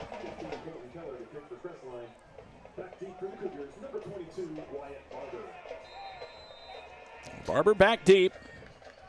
I will say the way they're playing right now, they keep it going. It's going to be a fun coaches corner on Wednesday when I talk to them. They're taking some aggression out from that loss last Friday night. There's Keller with the right leg swung through. Barber from the 10, right in the middle of the field. Ooh. And a nice hit there. Barber delivering it, and that was, I think, Keller, the kicker. There's a shaken up Cougar. Might be our first cramp of the night. We saw a ton of cramps last week in week 1, which is par for the course. It was a little more humid last week than it is tonight. It's a beautiful evening for high school football, as we have their injury. That was Barber timeout. himself who was hurting a little bit. They'll get him hydrated. Able to jump right back up, though, so that's a good sign. Couple games have reached halftime. Cary 14-7 over Gallion. Hillsdale up 14-0 on Lucas. They're about to reach the half in Sunbury. Big Walnut up 35-0. Elgin up 28-0 with a minute and a half left in the second. East Knox 28, Winford 0 with about 7.5 left in the half as well. So some teams playing impressive ball right now. Also, Tiffin Calvert and St. Paul out of the Firelands Conference. They're tied at 7 as well. Busy Friday night here on the OH Report. We're at Crestview. That is Gavin Webb knifing over the right side. And a couple yards there. This drive starting at the 28-yard line for Crestview. And we have another That might be Hawk. I think that might be number 3. Not sure about that. Might be 3 or 5. It's possible.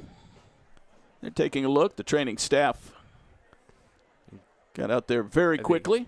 Maybe a tweak. He looks like he's able to get back up. No, number 6. My apologies. Yeah, we were both off. I believe that is Lucas Bowens, the senior. Maybe a little bit of a stinger there. He's up and jogging off. Yeah. So a nice gain on first down. 2nd down and 5 from the 33-yard line. And again, Crestview, their last 3 runs have been 5+. Still 6 minutes left in the half, so you can continue to run the ball without worrying about the clock. 2 timeouts as well. For you right now, I mean, any comeback, the first thing you got to do is get into the end zone once. You get the ball to the half, too. You cut it to 21, you score again out of the half, it's 14, and you have the whole second half to try and get back into it. But it all starts with this right here. Yep, no question about that, Travis. Got to start somewhere, and you can't get 4 touchdowns on one drive. No. There's Barber back in, takes the ball, tucks it under his left arm, plows forward short of the first down. They drag him to the turf across the 35, maybe to the 37-yard. It'll be a short 3rd down. Yep, exactly what Coach Haverdale's squad needs is a 3rd and short. So he gets up there to the 3rd one. And this is something else, too. Start wearing down that defensive line of Crestline. Well, and they are some big guys. Small schools, so a lot of guys playing both ways. You wear them down. It's not cold yet, so that heat might get to them even though it's a little bit cooler tonight. They're showing blitz with Hawk off the edge and right through the middle. And a running play. And that was stopped, I think, short. Yeah, I think it's going to be 4th down, about 1. I think it might have been bobbled. I think he might have bobbled it and picked it up. Yeah, something went amiss there. And so it's 4th down. In fact, it looks like they've marked it back to about the 37. Yeah, you got the maybe about a yard and a half now. Yeah, I see the 4th down about a yard and a half away. So they did move it back a little bit. It's going to be a long one, but if you're Crestview, you got to go for it here. You still have a manageable chance, and I think Cougars are going to talk it over as well here, taking their 2nd timeout. Timeout brought to you by Northwestern Mutual, but each team has 1 timeout left, 4:19, and you know what Crestline is thinking? Let's get the ball back. Let's get this to a 35-0 situation. Let's get this to a running clock. Absolutely here.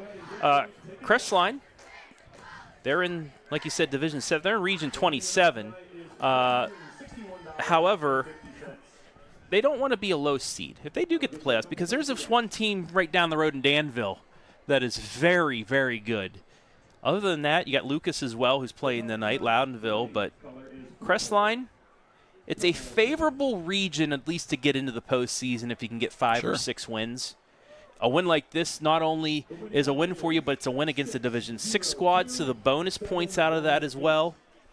602-718. So for them, you know, they're in a region with Sims Valley, Frontier, Shadyside, Strasburg, Conotton Valley. You have Danville, Fisher Catholic, Loudonville, Lucas, Millersport, Toronto, Steubenville Catholic Central. So some teams, you know, the whole eastern part of the state. But out of Division 7, it's probably the easiest region. Hernandez is going to try to throw it. Now he's going to try to run on 4th down. He's chipped, but I think he got the first down. Yeah, the second effort. He broke a couple tackles. Needed 1. I think he got 4. So you see right there a chance, broke that one. And right here, again, just the hands. You wrap up. I know you're afraid maybe if you try to tackle him, you get called for a late hit out of bounds, but you have to at least wrap him up and carry him out of bounds. Don't try for that push. It's the second time we've seen just a little effort at trying to push somebody out of bounds, and it doesn't work, and it helps the other team out. So 4th down conversion, 4:13 to go. Ball's at the 41-yard line. Cougars in their own territory.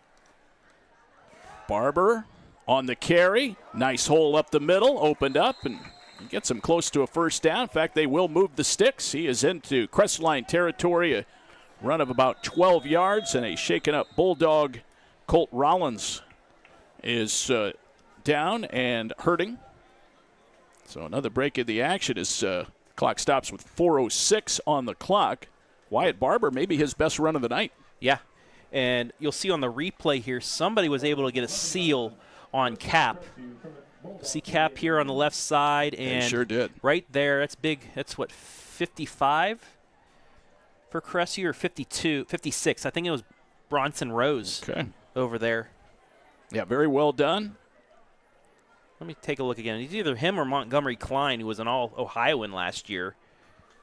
Yeah, it is two. That's 52. So that's Montgomery Klein, able to just hold his own against him until his running back got past, let go, didn't hold, and that's really what opened up that first down. Klein, 6 feet tall, a senior, 215 pounds, second team All-State, first team All-District. Rollins walking off with a little bit of assistance. First down and 10 from the Crestline 48-yard line. 28-zip Bulldogs as the Cougars on their home field look to get something going offensively before the end of the half. That's Webb, breaks into open field territory, into the secondary. It's Hudson who finally catches him and brings him down after a massive gain. Yeah, just got through that first line of defense, put on the afterburners, and he's going to be taken down at the 14. 34 yards on the run. Their longest play from scrimmage tonight goes to Gavin Webb. They're in the red zone.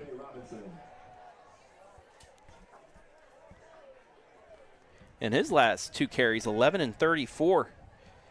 And that defensive line of Crestline kind of wearing down a little bit. He's going to stay in the backfield with Sandvik, and there's a bad snap. It's scooped up by Hernandez. He's going to throw it, and it is up for grabs and incomplete. Corday Robinson was there maybe to try to pick it off, but only got a hand on it. That was a dangerous throw. But they avoid the big loss. And they avoid the intentional grounding, throwing it at a receiver, but he was in triple coverage. Cougars survive that one. That'll be a teachable moment on Monday. Second down and 10. Cougars in the red zone, courtesy of the long run by Gavin Webb. Webb checks out. Barber is back in. Man in motion is Sandvik. That's Barber. He is grabbed and thrown down. No gain on the play. Well done by the Bulldogs. Yeah, there were 3 Bulldogs waiting for him at the corner. And he's going to lose one. They give Anthony Byrice the tackle there. I saw Hudson was in there as well as Weston Clark. 2:52, clock is moving. Dusk here in Richland County. Big start for Crestline on the road. 28-zip. Crestview trying to get on the board. Hernandez to throw. Wow. That pass is caught by Carson Keener, but he is grabbed and thrown down by Hawk. Ashton Ramon Hawk. Nice open field tackle there. It's a loss of 9. So that puts him at about 4th and 19. 4th and 20. The ball is all the way back now, Travis, at the 24-yard line. Such a promising drive for Crestview. Got inside the red zone on a long run, but then Crestline bend but not break. They gave up a couple big runs, but compose themselves and force the timeout and the 4th down decision here for the Cougars. Timeout taken by Steve Haverdill. That'll be their last timeout. You can get a first down at the 5. So you don't necessarily have to throw to the end zone here, but there's not a lot of gray area. They already showed the trick play, too, with that halfback pass they tried on the defensive touchdown. This might, if you still had that, this might be the spot to do it. But they're drawing something up, You got that bag of tricks. You got multiple ones, but this may be the time. Quentin Kapp, 2 touchdown runs. Ashton Ramon Hawk, a touchdown catch. And Colton Keller, the scoop and score on the fumble return of 40 yards. These are the Crestline scores. They are going to try the field goal here, or at least setting up. This would be a 46-yard field goal. The ball is on the right hash. Keener is the holder. Hernandez the kicker. There it goes. Line drive kick is well short.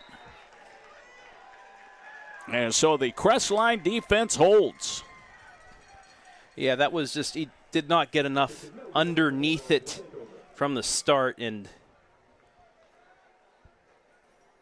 Crestline survives the longest run, the longest possession for the Cougars today.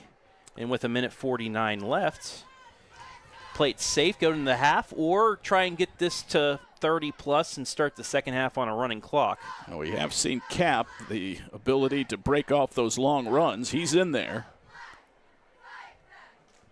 They have 1:49 to work with and 1 timeout.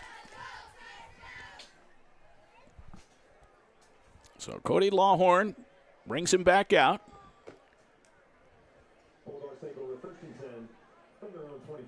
Ball's at the 24. They start in their own territory. 3 receivers set. Quentin Kapp is the lone man in the backfield. There's a little reverse handoff. They're going to put it in the hands of Keller.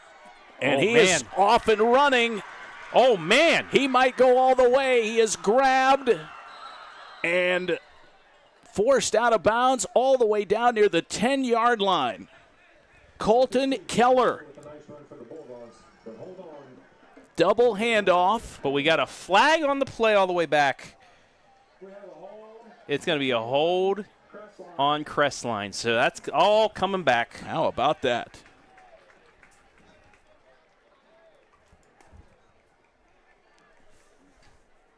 Boy, one thing about these Crestline Bulldogs, they just shed tacklers. Mm-hmm. I didn't catch the guilty party. I don't think he announced it. Yeah, I didn't see it. 10 yards back to the 14-yard line.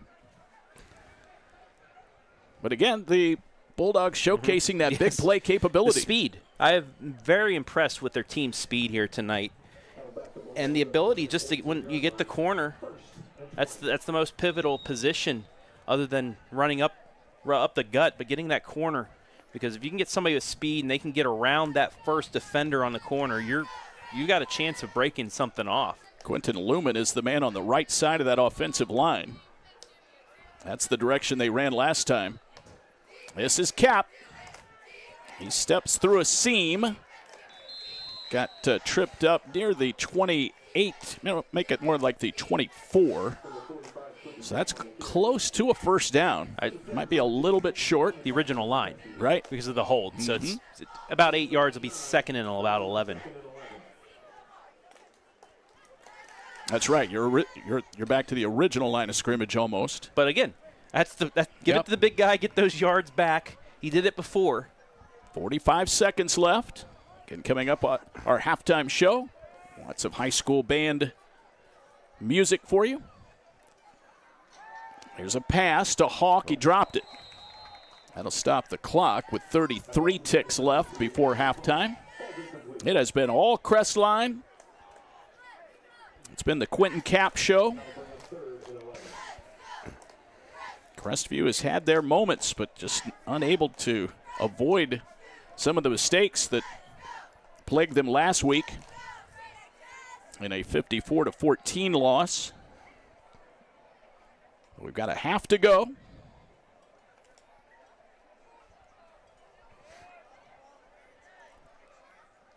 Cody Lawhorn behind center. Cap blocking. Lawhorn looking to throw. There goes the spiral, middle of the field. Man is there, and it is incomplete. That hit Colt Rollins in the hands. It did. He had a couple defenders on him, but it went right through the hands. It would have been a big completion. About 4 defenders in the area. Carson Keener there helping break that up. So they took a shot, 24 seconds left. That leaves it at 4th down. Yeah, just punt this away. Crestview won't have that much time left unless they return it for a touchdown. Keener is going back deep. He'll stand at midfield. Corday Robinson. I like the PA guy there, the anticipated punt, but it's a snap over the head of Robinson. He's going to grab it in the end zone and try to get out of there. He does. But he is tackled near the 5-yard line. A disaster there for Crestline on the high snap over the head of the punter. And that will set up Crestview with 1st and goal from the 5. 15 seconds left. They can get a couple. Now, there are no timeouts, but at least 2 plays. Yeah, if they somehow try to run it, and they might have to spike it, but that would still be able to stop the clock. Ball's at the 6. Timeout taken by Crestline. Well, the PA man, I was getting ready to say, the supposed punt is how he said it, and he turned out to be prophetic. Yeah. And near that little cutback saved it from being a safety. So get back out to the 6. And really just the momentum of the ball not going out the back of the end zone. All right, 15 seconds left. That's the final timeout as each team has exhausted their 3 allotted. Boy, you go back to that hold, Travis, that wiped out that long run all the way down to the 10.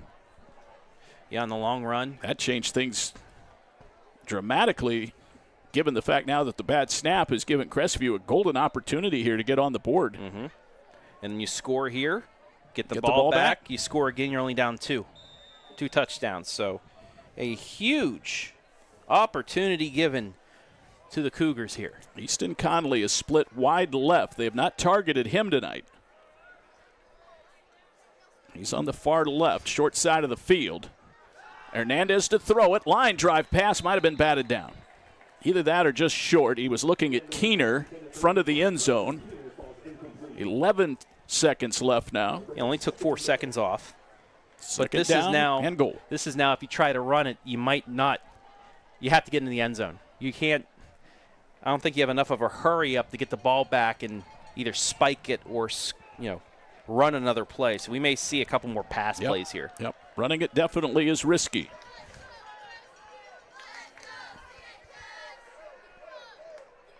Saw Jet Evans, the tight end, bringing the play in. He's lined up on the right side of the formation. Back to throw Hernandez. Line drive pass goes right through Keener. That was coming in hot. And it ends up in the student section under the goal. Got a lot behind that one. It's the first hard pass we've seen him throw. And he didn't need to. If he lobs that, I think that's a touchdown.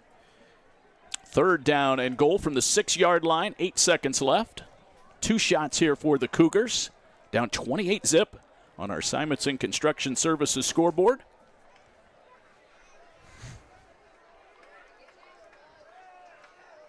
Barber lines up to the right of Hernandez. He might run it. He is hit. He is close to the goal line. He's in. Touchdown Cougars. 6 on the board as Colton Hernandez absorbs the contact and breaks the plane.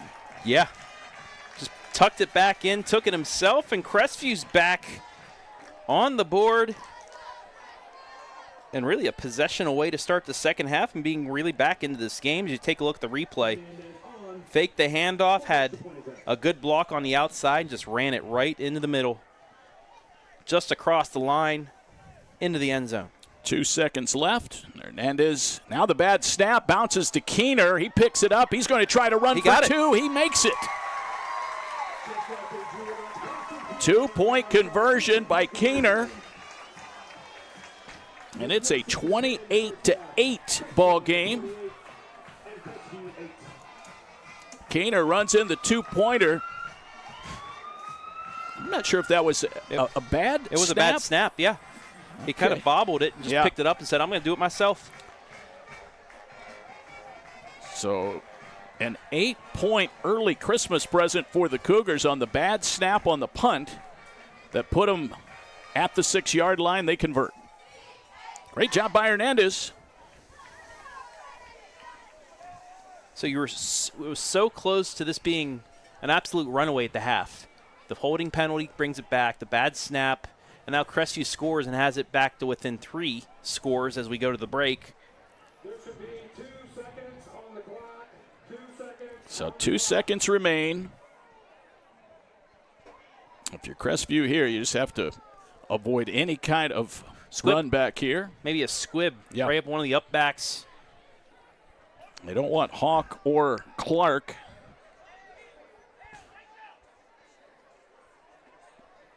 Crestline's moving around their kickoff alignment just in case it is squibbed. Cougars need a ball. There is no kicking ball out there. I think the referee had it. Oh, okay. So he hands it off to Hernandez. So things changing here before the end of the first half. Hernandez, it's the okay from his teammates. Here we go, a little pooch kick. Grabbed and caught by the Crestline up back. Who got a chance to catch that? Rudy Belchick. Had a chance to get his hands on the football. It only took a second off the clock, so we'll see Crestline go into kneel this or try and get the score back here. The half that just will not end, Travis. Hour and 23-minute half. A lot of interesting things going on here.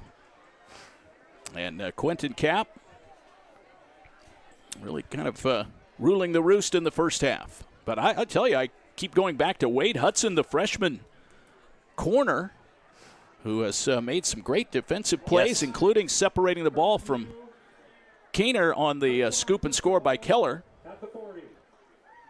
I got a call. Actually, Crestview was offsides on the kick. So they get the ball at the 40.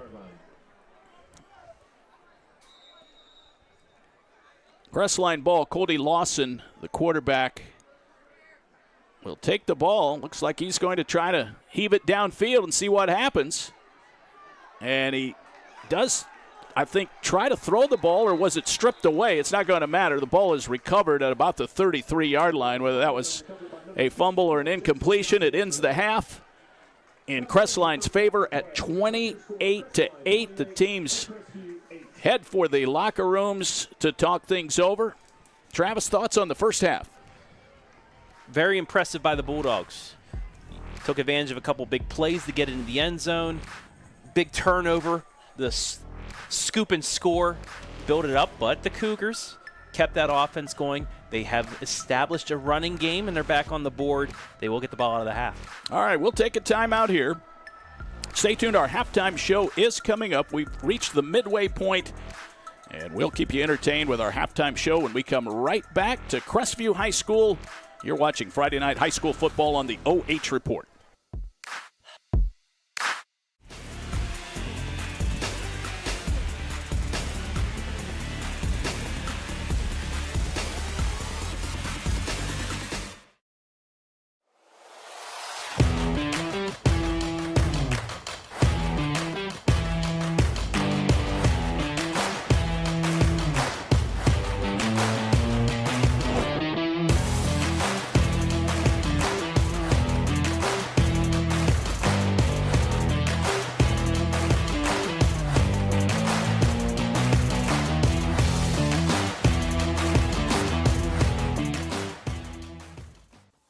Take a look at all the action from Friday night football right here in North Central Ohio with great analysis, highlights, coach interviews, and so much more every single Friday night right here on the OH Report.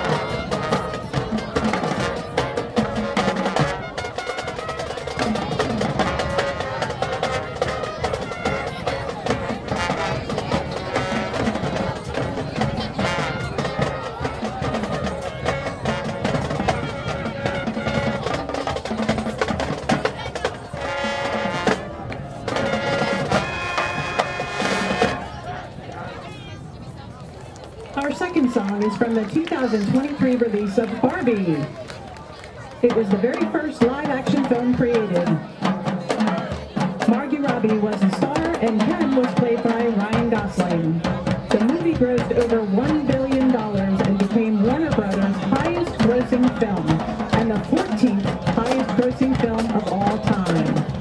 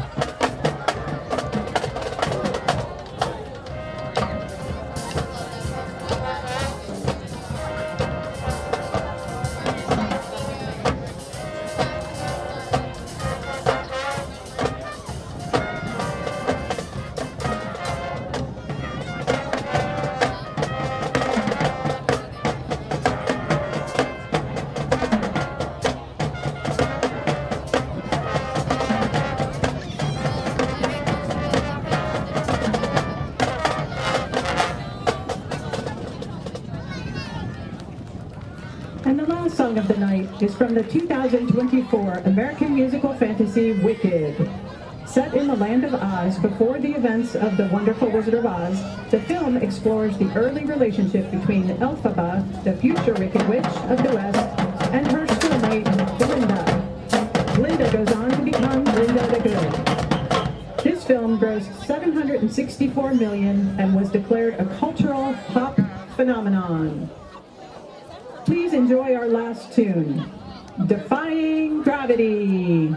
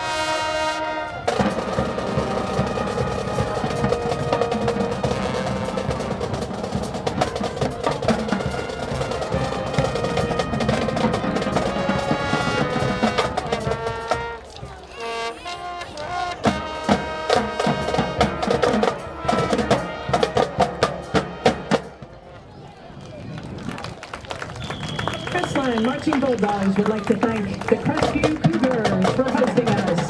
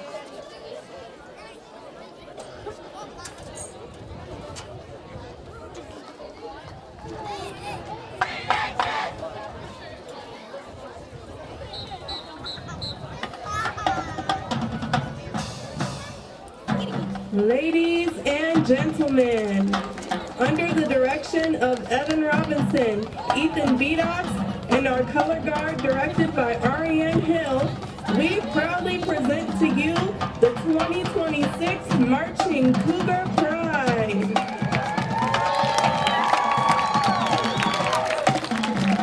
Tonight we present our power show featuring music with powerful riffs and melodies from Demi Lovato, David Guetta and Sia, and Muse. The Marching Cougar Pride opens tonight's show with a powerful anthem of confidence and self-belief. Released in 2015 as part of Demi Lovato's album Confident, The song encourages listeners to embrace their strength and take control. Its bold message and driving pop sound make it the perfect opening statement for our show. Please sit back and enjoy the Marching Cougar Pride's performance of Confident.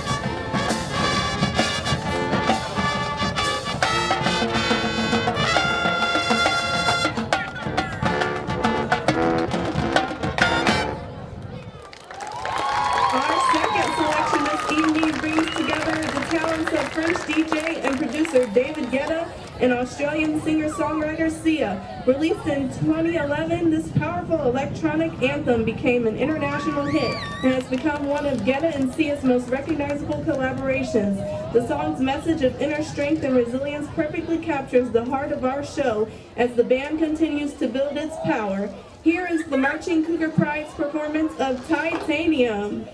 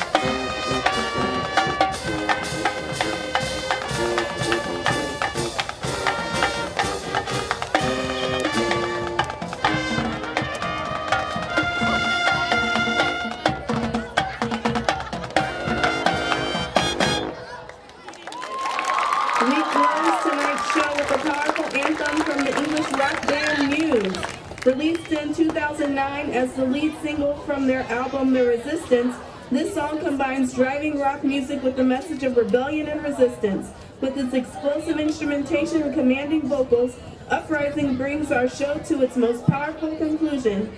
Give it up for the Marching Cougar Pride as we conclude our show with Uprising.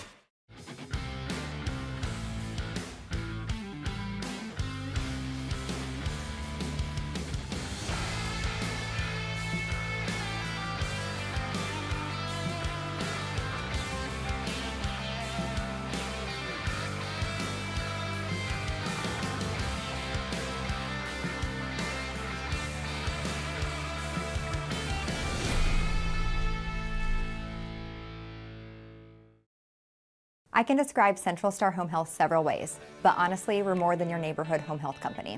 We are a direct extension of your family. Whether you are a caregiver looking to be part of our incredible team or a family in need of our help, we exemplify advocacy. Our dignified home care programs maintain your loved one's safety in the comfort of their home.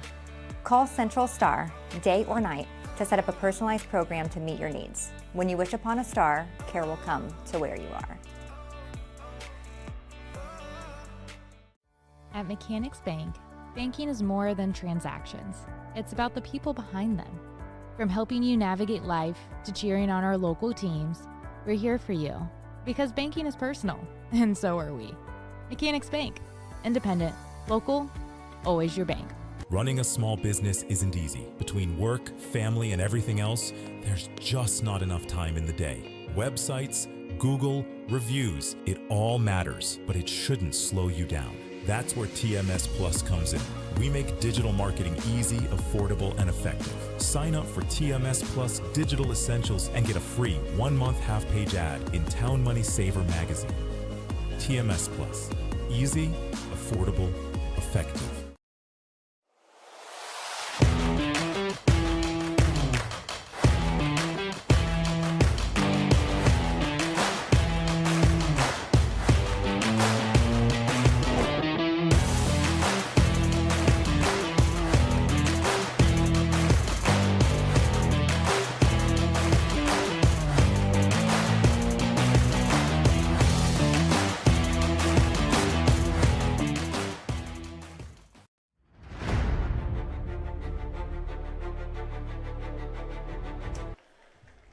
We hope you've been enjoying our Sutton Bank halftime show from Crestview High School. We welcome you back live here to the field, 28-8, Crestline by 20. It was 28-0 before a late touchdown by Crestview got them on the board. So we are about to embark into the third quarter. David Wilson along with Travis Berardi. Let's take a look at some of the stats in the first half. Travis, what jumps off the page? The balance of Crestline. Last week, 3 rushing yards. 128 this week. 125-yard difference only in a half as well. That's the big one. A couple big plays. They had a run of 47, a run of 15, but then also just big chunks. 8, 8, 8, 8, 9, 12, 13. So the blocking doing a very good job. And then the pass game. Finally hit for that big play, led to the first touchdown. A big run, the second touchdown. Another, big run, set up the third touchdown. So they did that. And then on the defensive side, the strip sack, the scoop and score with the convoy, made it 28-8. But then on the other side, Crestview able to get something going, had a little help with the bad punt, the punt over the head, the snap I should say, that they were able to set up the 6-yard touchdown run. But they have to get something going. They had a little bit going with that run game towards the end of the half. They're going to have to do more, and it's going to have to start right now, because if you go 3 and out and let Crestline score, all that momentum that you just built before the half is gone. Quentin Kapp, everything is advertised. 2 touchdown runs. And you had him for over 100 all-purpose yards. Yes, he had 9 carries, 99 yards rushing, 1 catch for 12 yards, and then 2 rushing touchdowns. Well, Wyatt Barber has dropped back for Crestview, and we're ready to get third quarter play-by-play going here. Crestview in their red uniforms, Crestline, the visiting Bulldogs, in their white uniforms. All turf field here at Crestview. Lights have taken full effect. And so we're ready to go. Week 2 of high school football. Both of these teams looking for win number 1. Crestline in the driver's seat right now. Barber will take that one on a hop, did not pick it up cleanly from about the 17-yard line, and then he is grabbed and forced down around the 23-yard line. About a 5-yard return for Wyatt Barber. Away we go here in the third quarter. Yep, and that's the second time we've seen a bit of a muff there on the kick return. He kind of hung back to play it on what he thought might be a better hop, but that ball never really bounces the way you're expecting it to. Got to the 25. Yeah. Maybe just a difference of about 5 yards, but you never know what that could do. All right, Colton Hernandez, the senior quarterback, brings him back out after he got him on the board with a 6-yard touchdown run late with just 2 seconds to go. There's Barber, first play, gets the handoff and is dragged down, maybe a yard gain. Well done there by a guy who's making a bid to maybe join us after the game, Wade Hudson, the freshman. He had 7 carries for 56 yards in the first half, and he had guys out in front of him, but the development of it was too slow, and it allowed Crestline to recover and hold that to only 1 yard. Second down, 9 to go for Crestview. They're moving right to left here as we start the third quarter. It's Barber again in between the tackles. He's thrown backwards. Keller was in there, among others. They will say he gets a yard out of it, though. So it'll be 3rd and 8. It was Lucas Bowens who was shaken up at one point in the first half, but he was there to make the tackle on Barber. Looking at a 3rd down, about 13 to go here. So Crestview behind the sticks early. Football is at the 28-yard line. Play action here. Over the middle, Hernandez, picked off. Picked off at about the 45-yard line. That's Keller, who ran back the scoop and score earlier. But he picks that one off, takes it deep into Crestview territory. It's the second turnover of the game. Colton Keller. Yeah, he just rifled that over the head of his receiver. And an easy interception. And just like that, Crestline in business here, up 20. Keller has been in the right place at the right time tonight. Took it back to the 25-yard line. That's about a 20-yard INT return. 10:29 to go, third quarter.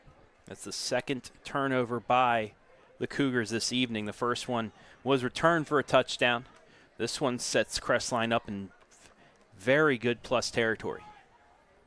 Rollins and Keller on the left. And the ball's on the ground. They give it back. Fumbled on the snap. It's Cougar ball. Not sure if that just took Lawhorn by surprise. No, it was Hawk that was in motion. The snap hit him as he went by. So the Bulldogs reciprocate on the turnover, and the Cougars take over. So no harm, no foul on the pick. They're back to where they began. Yep, 1st and 10 from the 27-yard line. Now Hernandez drops the football. Looked like he scooped it back in with his left hand, and then a flag comes out.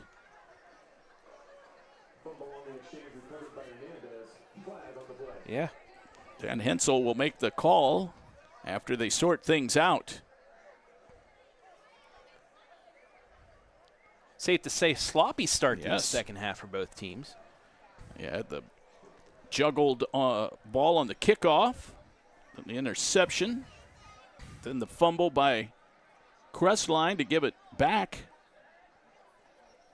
We had 12 players for Crestview, and the clock needs to be set to 10:11. Okay, so they'll put 2 seconds back on the clock, but there was a too many men on the field penalty, illegal substitution. And so this will push it back from the 27.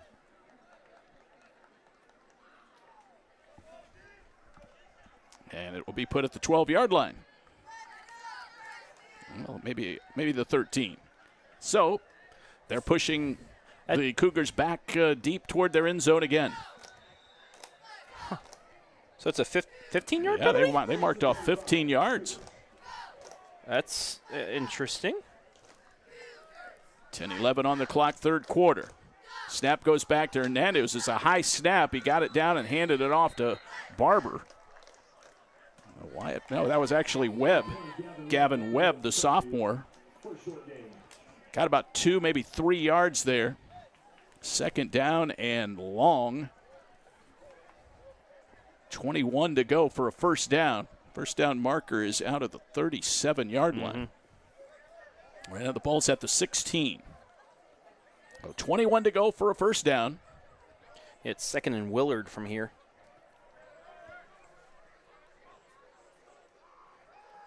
Handoff in between the tackles, nothing fancy there. Maybe to the 20, about a 4-yard pickup. Sandvik, the fullback. This guy off the pile was Carson Schaefer, the defensive tackle. He's a sophomore. A lot of underclassmen on these rosters. Yeah. We'll set up a 3rd and 16 here. Well, yeah, both teams young, trying to get things righted after week 1 losses from both blowouts as well. But for Crestline, at least in that first half, looking like they understood the assignment. There's Hernandez cocking his arm. There goes a long ball downfield looking for Keener. Overthrew his target. 4th down. Hudson was there defensively. So 4th down and long for Crestview, and they will have Hernandez punt this one away.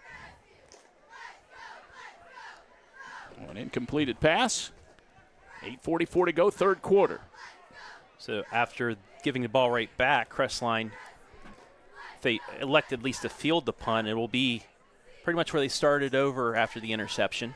Should get this close to midfield. Hawk and Clark back. It will be Hawk at the 45, and he flips it over to Weston Clark. He'll turn the left corner and get to about the 35 before he is forced out of bounds over on the far side of the field, and Cougar is shaken up. Whoever made the stop. Yeah, he's still over there. Here's the replay of the whole play. Just a simple flip backwards. And that is 56. It might be Bronson Rose. So they've kind of cleared out some space for the training staff over there. Broadcast coverage of high school football and the OH Report brought to you by Central Star Home Health, Mechanics Bank, and Scout Construction.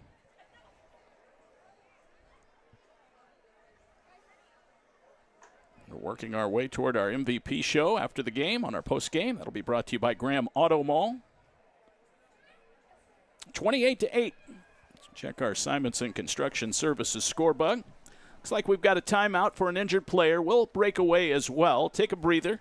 28-8 Crestline, and we'll be back after this timeout.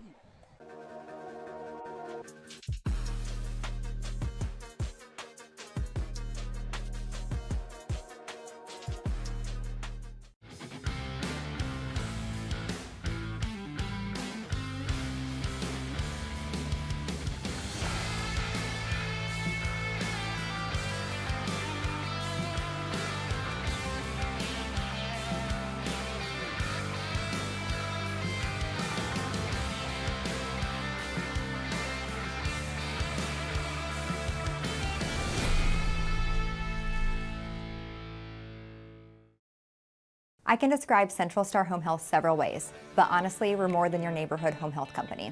We are a direct extension of your family. Whether you are a caregiver looking to be part of our incredible team or a family in need of our help, we exemplify advocacy. Our dignified home care programs maintain your loved one's safety in the comfort of their home. Call Central Star, day or night, to set up a personalized program to meet your needs. When you wish upon a star, care will come to where you are. At Mechanics Bank, banking is more than transactions. It's about the people behind them. From helping you navigate life to cheering on our local teams, we're here for you. Because banking is personal, and so are we. Mechanics Bank. Independent, local, always your bank. Running a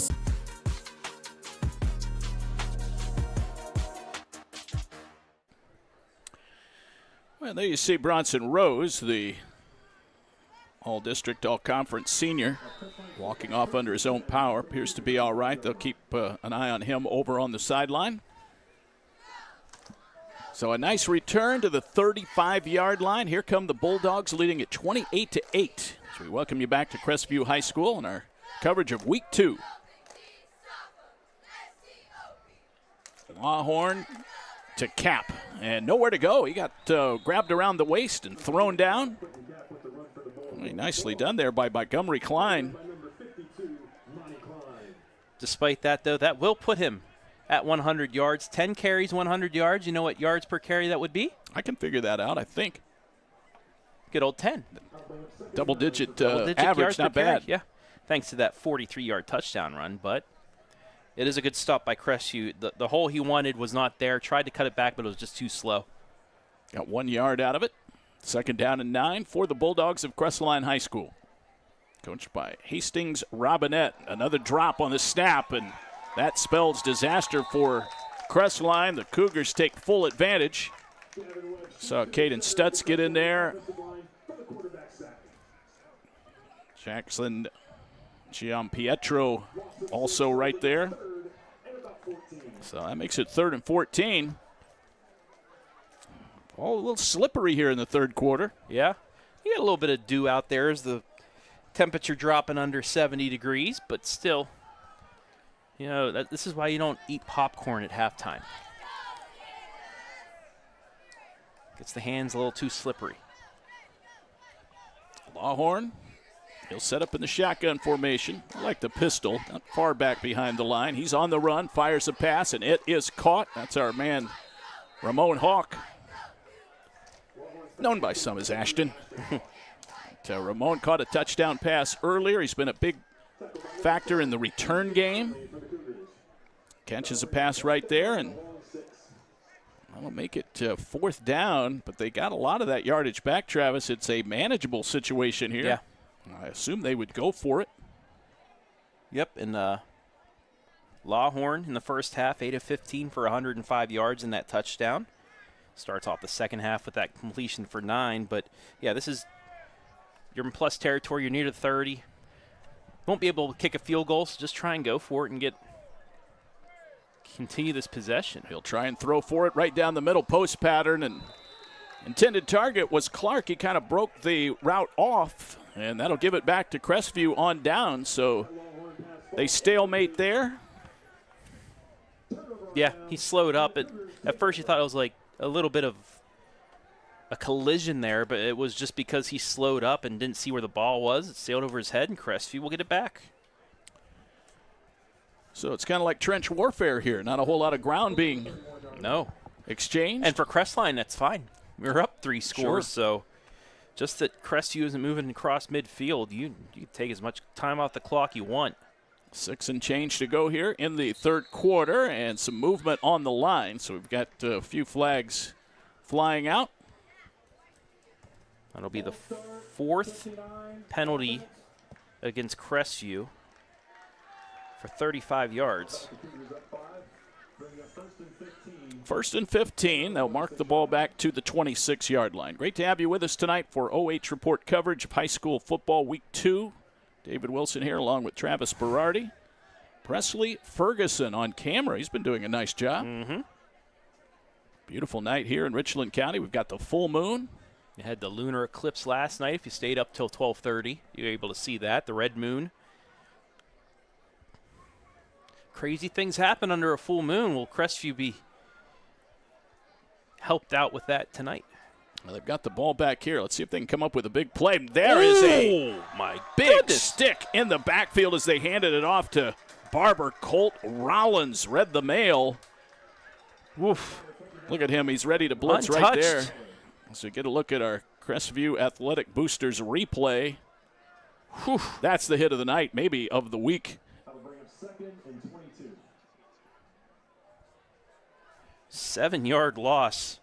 Colt Rollins, the middle linebacker, on the blitz. He was a second earlier. He take the hand off himself. Looked like Jadeveon Clowney.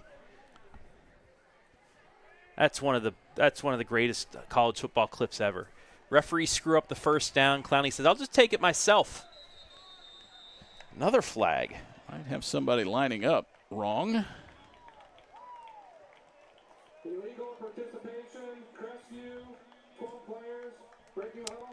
All right, so that's the second time they've had an extra guy on the field. That would be, I guess, half the distance penalty or not? That's 5. I think he got it right with the 5 this time. Yeah, they marked off 15 earlier, and there was no big argument. This time it's just a 5-yard walk-off. Yeah, I know football, but I don't know what that was. Nonetheless, it's second and very long. It's like for the 26 to go. Ball is at the 15-yard line. They're not going in the right direction here, and they will take a timeout. Steve Haverdill in his 8th year. Assisted on the sideline by Don Keener, Scott Durbin, Ron Burgess, Trent Hovis, and Matt Stafford. Of course, Steve, a longtime wrestling coach, very successful wrestling coach at a number of schools. Just had a girl win a state championship last year. She's on the team. Yes. That is Naomi Gearhart. She wears number 34. She's a senior.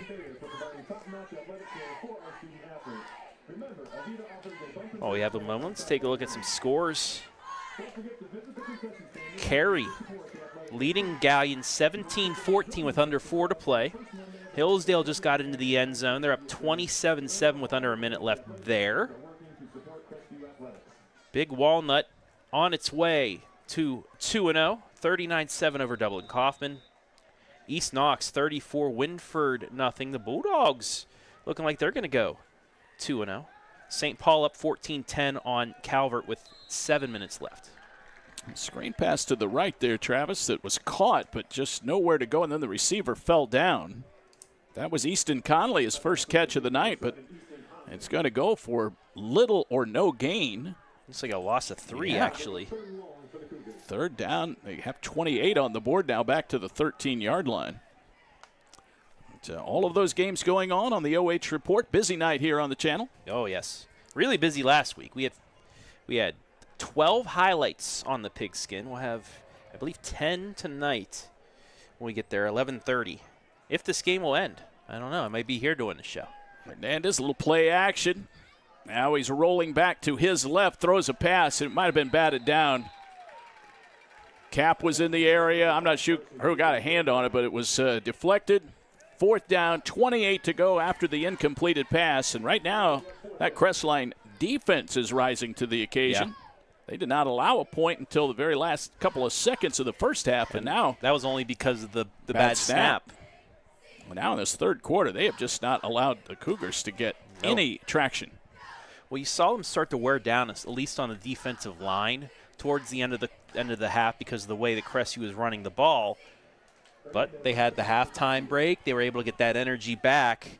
And with Crestview being down 3 scores, now they have to throw the ball, so it's playing in their favor. That is the best punt of the night for Hernandez. From the 13, gets a favorable roll, no return, all the way back to the 36-yard line. Not a 51, 52-yard kick, no return.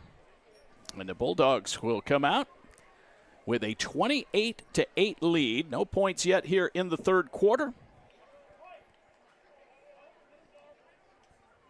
Bulldogs taking it right to the Division 6 Cougars.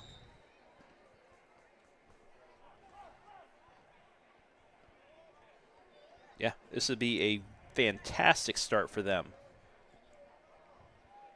If they can continue to keep it up. Lawhorn with Cap in the backfield. That has been a good combination. Let's see if they pitch it to him. Lawhorn tries to keep it, and they jump on his back and force him down to the synthetic turf. He will get a yard out of it. Gianpietro with the tackle. He is a very exciting prospect for Crestview, just a freshman. Defensive end, number 64. Made a nice athletic play there, catching the quarterback from behind. Fireland's conference score worth noting. Western Reserve up on Margaretta 14-7 after 3. Margaretta state ranked last year, got upset by Cary in the playoffs. Yeah, it was Seneca East. Very nice run. Mohawk. I keep saying 3 names as that pass is incomplete. It'll be 3rd down, but it was Mohawk that upset them in the playoffs. But always a strong squad, and Western Reserve. Looking for the upset there. Under 4 to go here in the 3rd quarter at Crestview. It's been a quiet 3rd quarter. Now 3rd down for the Bulldogs of Crestline, 3rd and 9. See what they dial up here offensively.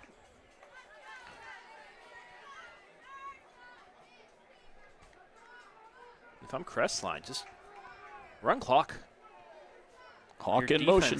Your defense doing very well. Low snap, but there is Lawhorn to scoop it up. It just could not break into the 2nd level. Tackled there by Monty Klein. 4th down, looking at about 7 from the 39-yard line. So the nice punt by Crestview's Colton Hernandez got him out of their end, and now the defense doing the job. 4th down. Corday Robinson, the senior. See if they get a better snap off this time. So the line of scrimmage is the 39-yard line. Right to him, on target. Didn't kick it very well, but got the end over end going. There will not be a return. Well, let that one trickle down to the 21. And it doesn't have to be a high flyer. He had that front spin on it, too. Just lined it, let the ball roll with the spin. And they backed up Crestview all the way back to their 21. So turns into a 40-yard kick. Yeah. The field position game going on here. Crestview takes over. You know, they are still in the game, Travis. You get a touchdown here. You're starting to chip away here. You're then looking at a 2-score game. And he's starting to feel, though, time's running out. 3 minutes left in his 3rd quarter. Going to have to do something with this drive. Yes. Hernandez rolling right. Bulldogs in hot pursuit. Man open over the middle. Throwing late, could not connect. Younce was the intended target. The tight end was open. As we see it again here on our Crestview Athletic Boosters replay. He's a big man, 6'1", 175. Junior. New play brought in by Easton Conley. Colton Hernandez trying to engineer a comeback here on their home field.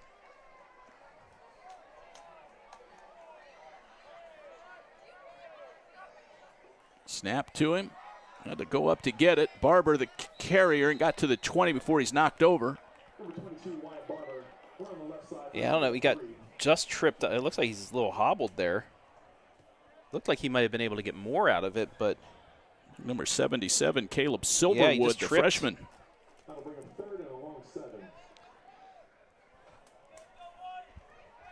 He had the hole, but I think he just grazed one of his linemen's legs and fell over. It come up a little gingerly.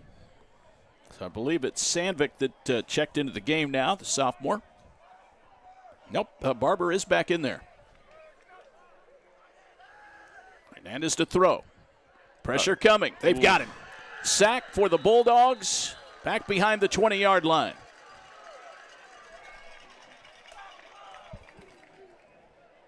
Number 42, Quade Lumen. Yeah, it's Quade Lumen got in there. Quade Lumen, one of the 2 Lumen brothers. Quentin on the offensive line. Quade was pretty fired up after recording the sack. That makes it 4th and 13. What a big-time defensive play. Movement on the snap. Was almost blocked by Colt Rollins, and then he looks like he came down again. Might have turned his ankle. He's limping back. Crestview's hit with 12 men again. And that just goes with the youth of this squad.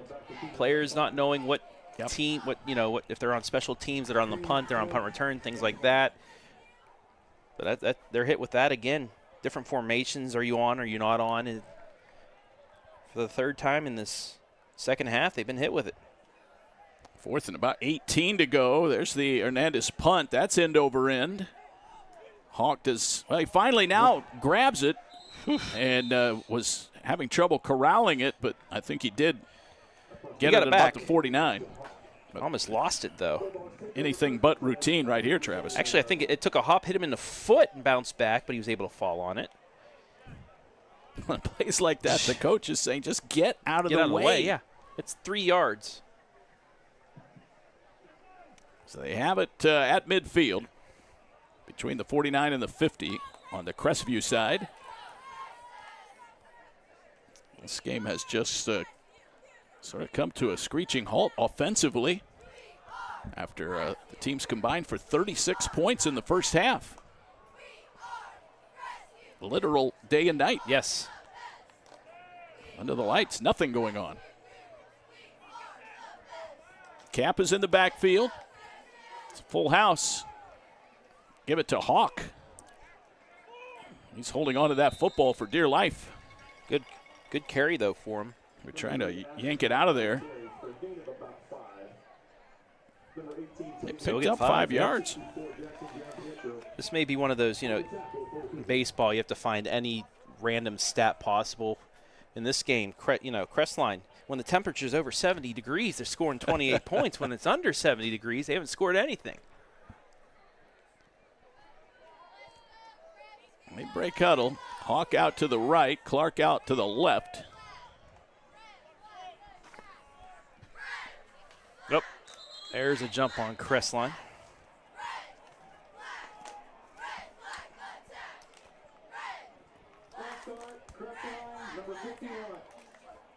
All right. Got Quentin Lumen. Move the Bulldogs back 5 yards. Bringing up 2nd and 10. Back to the original line of scrimmage. 2nd down, 10 to go. Cody Lawhorn. Snap right on target. There it goes. He's deep got a wide open downfield. Man wide open, and he overshot Weston Clark. There was not a Cougar in the area code. What? He slowed up again. You just watched the replay, and he wasn't going full speed. He was kind of jogging. You see that? And, got caught up. One of those you're too open type deals. Leave 6 on the table right there. 3rd down, 10.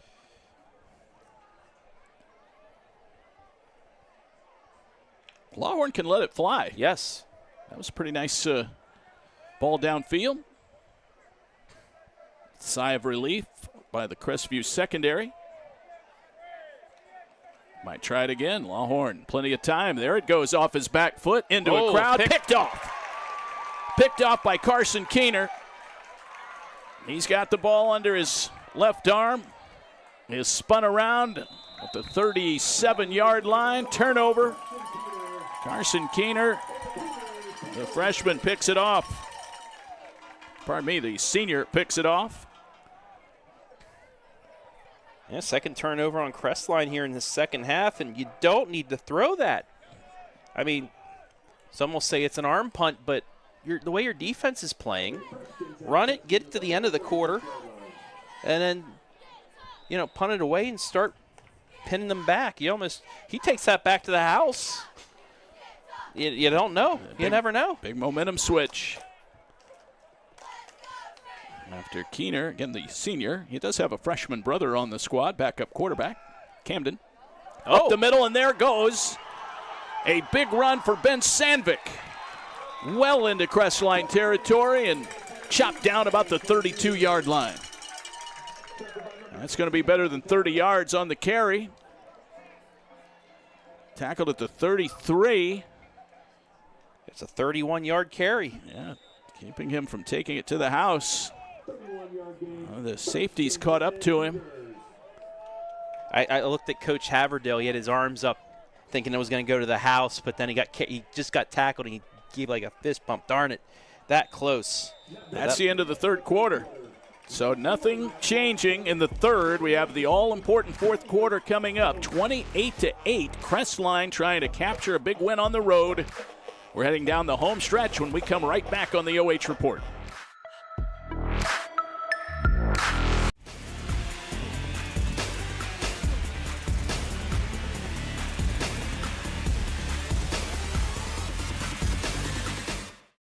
At Mechanics Bank, banking is more than transactions. It's about the people behind them. From helping you navigate life to cheering on our local teams, we're here for you. Because banking is personal, and so are we. Mechanics Bank. Independent, local, always your bank. Running a small business isn't easy. Between work, family, and everything else, there's just not enough time in the day. Websites, Google, reviews, it all matters, but it shouldn't slow you down. That's where TMS Plus comes in. We make digital marketing easy, affordable, and effective. Sign up for TMS Plus Digital Essentials and get a free 1-month half-page ad in Town Money Saver magazine. TMS Plus. Easy, affordable, effective. All right, here we go into the fourth quarter. Crestview ball. Pass is caught to open the quarter. They go to Sandvik out of the backfield. Nice throw by Hernandez. That's a pickup of close to 8 to Ben Sandvik. I believe that's his first catch. That was the first positive completion of the night. Sets up second and manageable. Ball's at the 25-yard line after the nice run to end the quarter.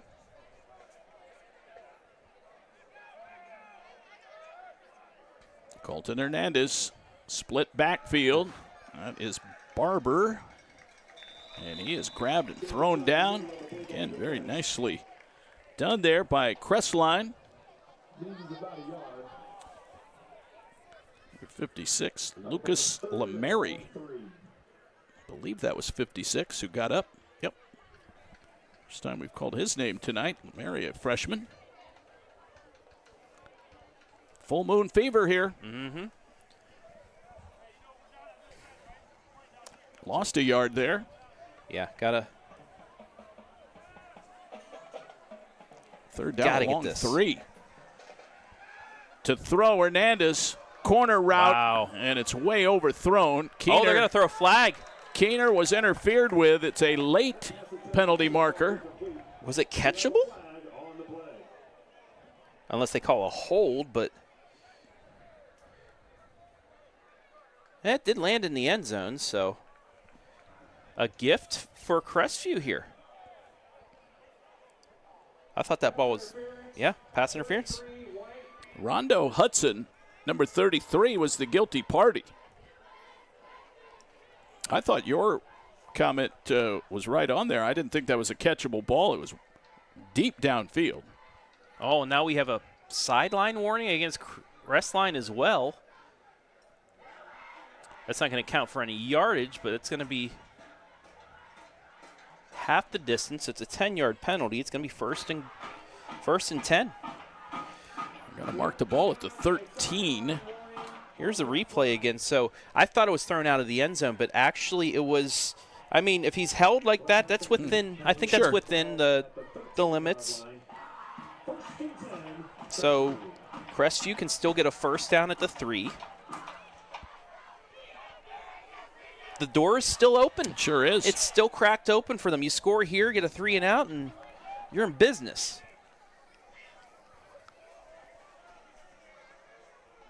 Sandvik is to the right of the quarterback. I believe that's Barber to the left. It's actually Webb to the left. They give it to Sandvik, running behind Webb over the left tackle. Give him 2 yards. Just short of the 10. So they'll mark it down at the 11-yard line. Second down. 8 to go.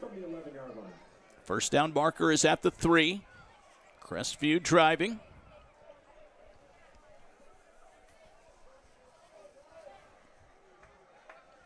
Past the 10-minute mark here in the fourth quarter. Friday night action, week 2. Crestline uses a timeout. Smart. Try and slow the momentum down a little. Give their defense a breather. That is very smart. Try and regroup. Scoring summary in the ball game. 6:02 mark of the first quarter. Quentin Kapp, a 47-yard run. Kick failed. That made it 6-0. Ramon Hawk caught a 2-yard touchdown pass at the 11:14 mark of the second quarter. 2-point conversion was successful. That made it 14-0. Kapp added his second touchdown, an 8-yard run at the 7:54 mark of the second quarter. The kick made it 21-0. I don't recall the exact time, but then you had the Colton Keller fumble recovery. Scoop and score of 40 yards after Wade Hudson knocked the ball free from Keener on what was going to be an option pass downfield. That made it 28-0. But then Crestview took advantage of a bad snap on a punt and a short field. They had a 6-yard run from Colton Hernandez. And Keener ran it in for 2 points. 28-8. That's where we stand right now. Second down and 8 to go from the 11-yard line. Hernandez fakes a handoff, rolls to the right, has some space. He's going to go as far as he can and is escorted out of bounds by Corday Robinson at about the 5-yard line. Got right to the 5, so he's 2 yards short.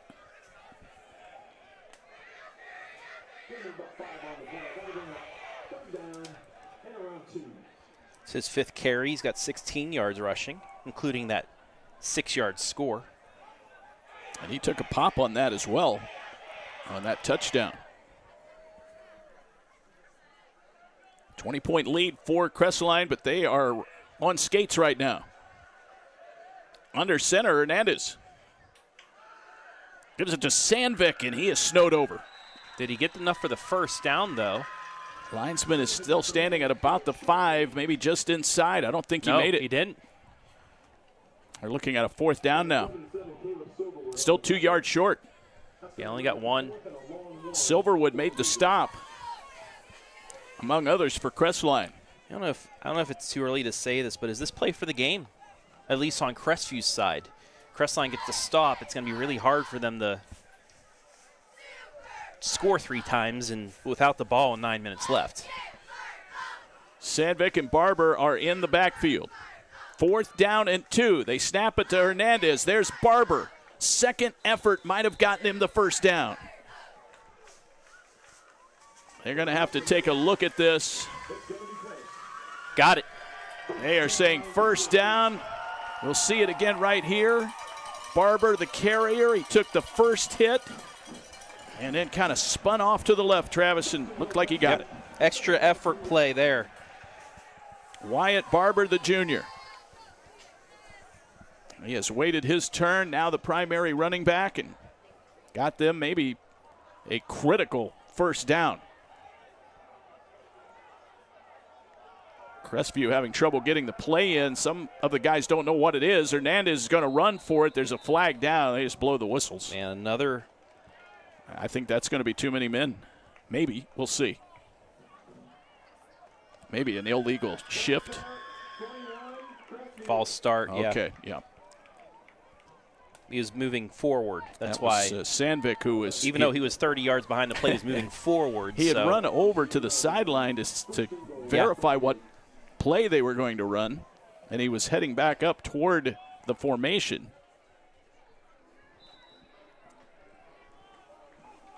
Just one of those instances, again, young team. Yep. They back it up 5 yards. 1st and goal from the 8. A little breathing room for Crestline. Hernandez trying to run right up the gut. He's in. Touchdown, Cougars. I mean, if it ain't broke, don't fix it. Into the end zone, flag on the play, too, but the Cougars staying alive. 8-yard run. 8:53 on the clock. They did throw a flag, I think, for a potential. Maybe a late hit after he crossed the end zone? Sure. No. He jumped in. I guess Crestline pointing. See it again here on the replay, right up the middle. He has done some fearless running.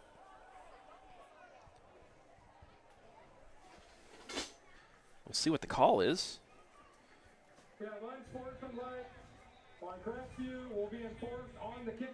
Okay, so it's after the play. Touchdown's good. But it's unsportsmanlike. It's a 15-yarder on the kickoff.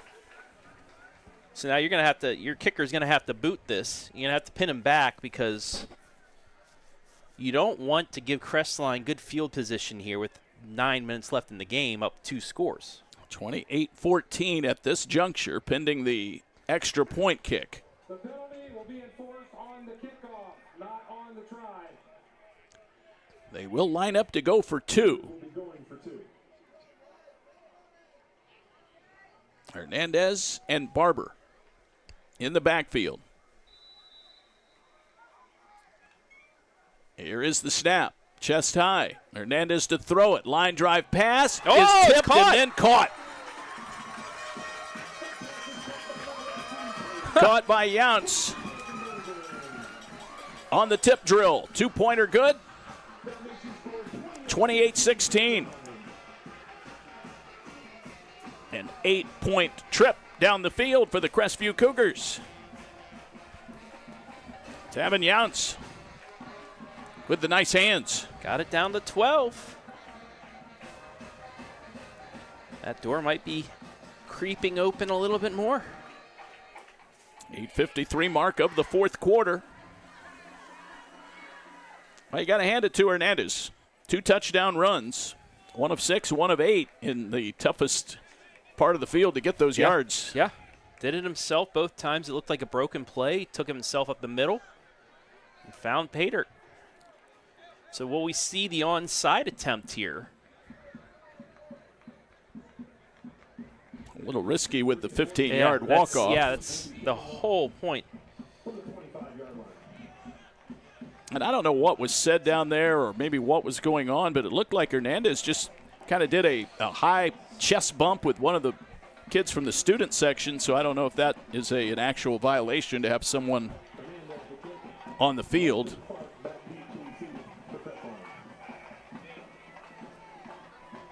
But that did elicit the flag. Hernandez is the kicker. You got to hand it to the Cougars. So we were close to a running clock situation. It was a holding penalty on a long run in the first half. That kind of halted things for Crestline. Right now, 16 unanswered points by the Cougars. Getting late here. Nine minutes to go, just under. There's the kickoff and a booming kick. That is going to take it. Nice bounce, but it doesn't get into the end zone. It'll be brought back by Clark from about the 5-yard line. A flag is out. He got to the 20 and is out of bounds. So we've got another penalty marker. That's going to back Crestline. Crestline was expecting the onside kick. They did not have anybody back. And because of that, despite the 15-yard penalty, Crestview is going to have Crestline backed up towards its own end zone. That was a heck of a kick by Hernandez. Steve Haverdill, hands on hips. He's waiting to find out what is going on. That's going to go half the distance from the 12, so that's going to back him up to the 6. They got You Rondo think they're going to Hudson. run the ball, but now they got to get a first down here. Rondo Hudson, who had that pass interference penalty earlier, got nailed on a block in the back. So the ball's at the 5-yard line. Man.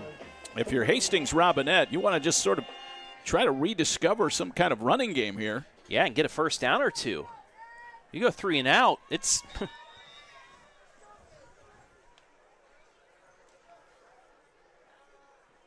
Cody Lawhorn. Now to Cap. We haven't seen him run it in a while. Always a great idea. Across the 10 to the 15. Oh, and they're going to get are they going to get a ticky-tack late hit? Late hit, riding him out of bounds maybe. Of course, he never went down. But is out of bounds at about the 19-yard line as we see it again on our replay. Yeah, maybe that last late shove, they're going to get Easton Conley on the penalty. Yeah, but he just kind of bounced off, Cap. It was like me pushing a wall, though. It didn't do. Yeah. I'm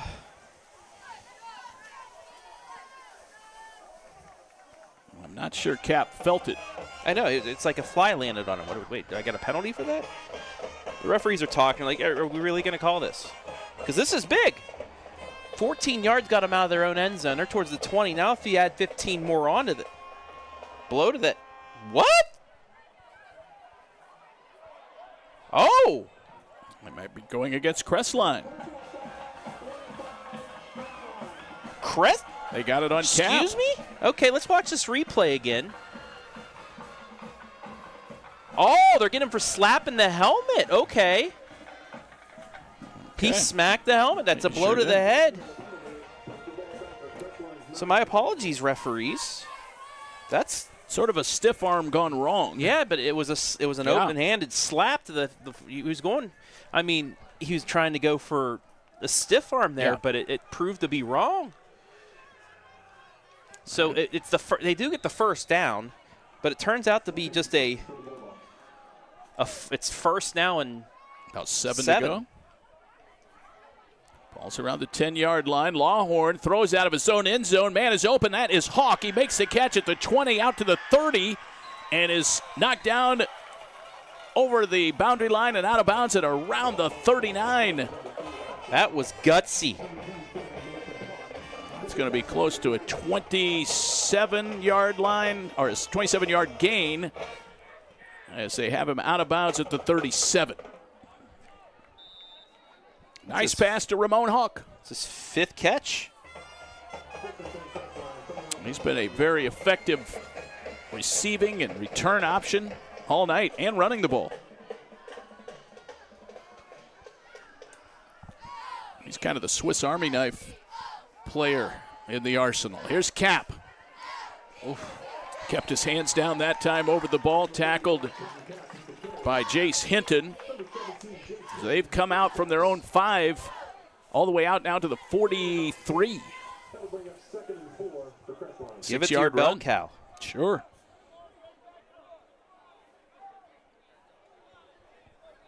That keeps the clock going. 7:45. Time not on the side of the Cougars, who have made a second half comeback in this game. Still down 12.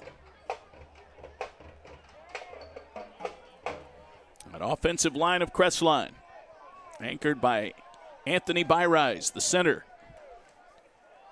Here's a toss to Cap, reverses directions. He gets to the 50. Oh, that's a nice tackle. Hauled down by Easton Conley, who went low and dragged the big man down at the 44-yard line. That's good for a first down. First downs tonight brought to you by Northwestern Mutual. 15 on the carry, but that's, if you're the smaller person, you just wrap up and hope he falls, and that's exactly what he did. He didn't go high at the tackle. He went low, got the legs, and it worked. Quentin Cap asserting his dominance here on this drive. And they will give it to him again. Running behind a blocker on the left side. Oh, my goodness. Ran over Conley. Got close to the 40 to the 39-yard line. Good hard run of about 5 yards. You see his confidence out there? He is just dealing out the punishment. Yeah. Although it's going to come back because of a hold. Okay. Penalty marker was, in fact, down. That's their 10th penalty of the night.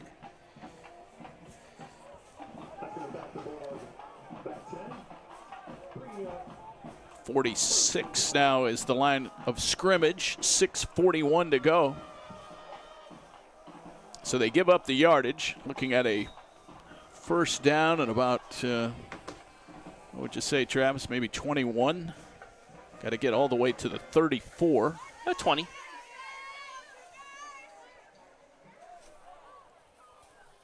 The clock is running. 3 receivers on the right. Here's Hawk. Uh-oh. And he's in trouble. Yeah. Cougars pursue and prevail on that play. Tackle back at the 43-yard line. Loss of 3.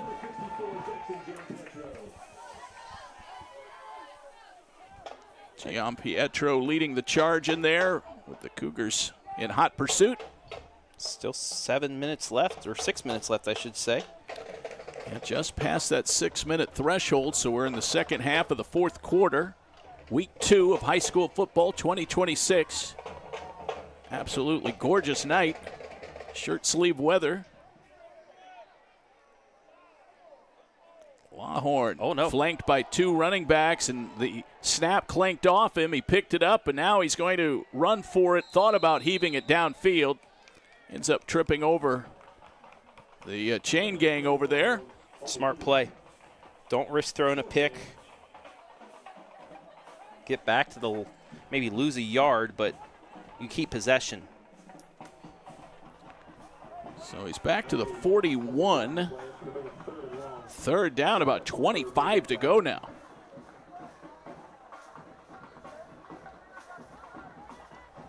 Crestview jumped out to a 28-0 lead. Took that all the way to the end of the first half before giving up a touchdown and a 2-point conversion. Crestview has added 8 here in the second half. Back to throw. Lawhorn off his back foot. Quentin Kapp leaps, makes a 2-handed grab, and is tackled at the 45-yard line. Nowhere close to first down yardage. It'll be 4th down. He high-pointed that one. Yeah.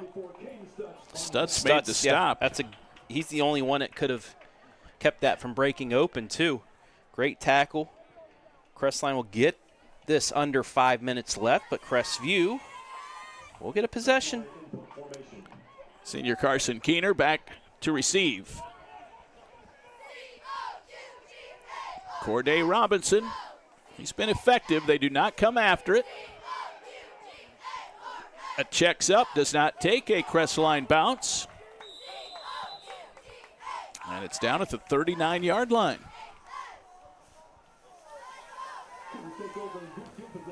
So they would have liked to get a little better roll there. Yeah.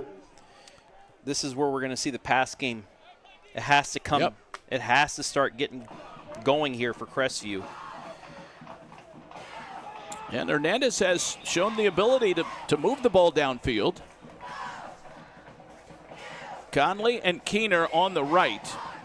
Barber is in the backfield. They're going to split Sandvik out as a wide receiver. The snap goes back to Hernandez. Plenty of protection. Fires it deep downfield, and it is intercepted. Weston Clark with the pickoff. Crestline has it back as long as he holds on to it, but the return still in progress. Finally tackled around the 40-yard line. Yeah, Tavin Younts finally brought him down. We'll see the whole thing on our replay. Yeah, he was getting rushed and just threw up a prayer, overthrew his receiver. Turns into about a 15-yard return of the interception. Well, you were right, Travis. They brought out the pass attack, but that one was overthrown and right into the hands of awaiting Weston Clark, the strong safety.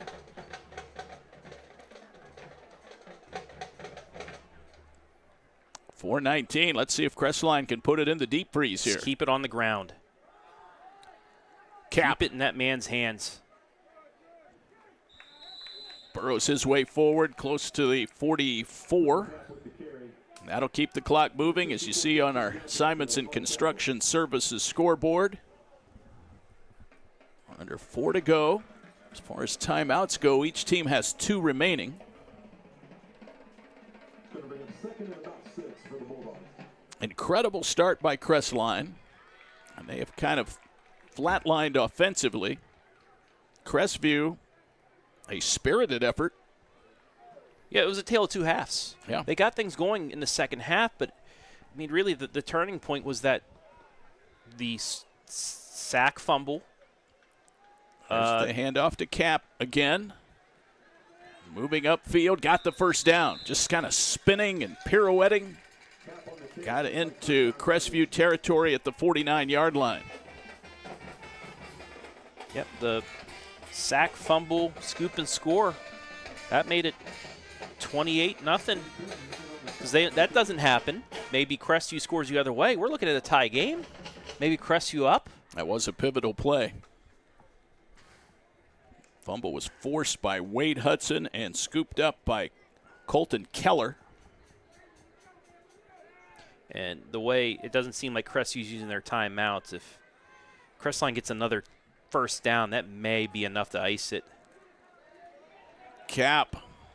He's just too dragging strong. Players with him.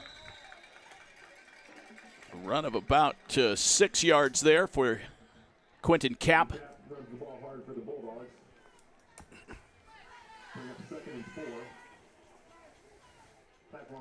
Yeah, they get a first down here, it's going to end it. And we're at 2:25 to go, 12-point spread, 2-score game. Crestline in the driver's seat.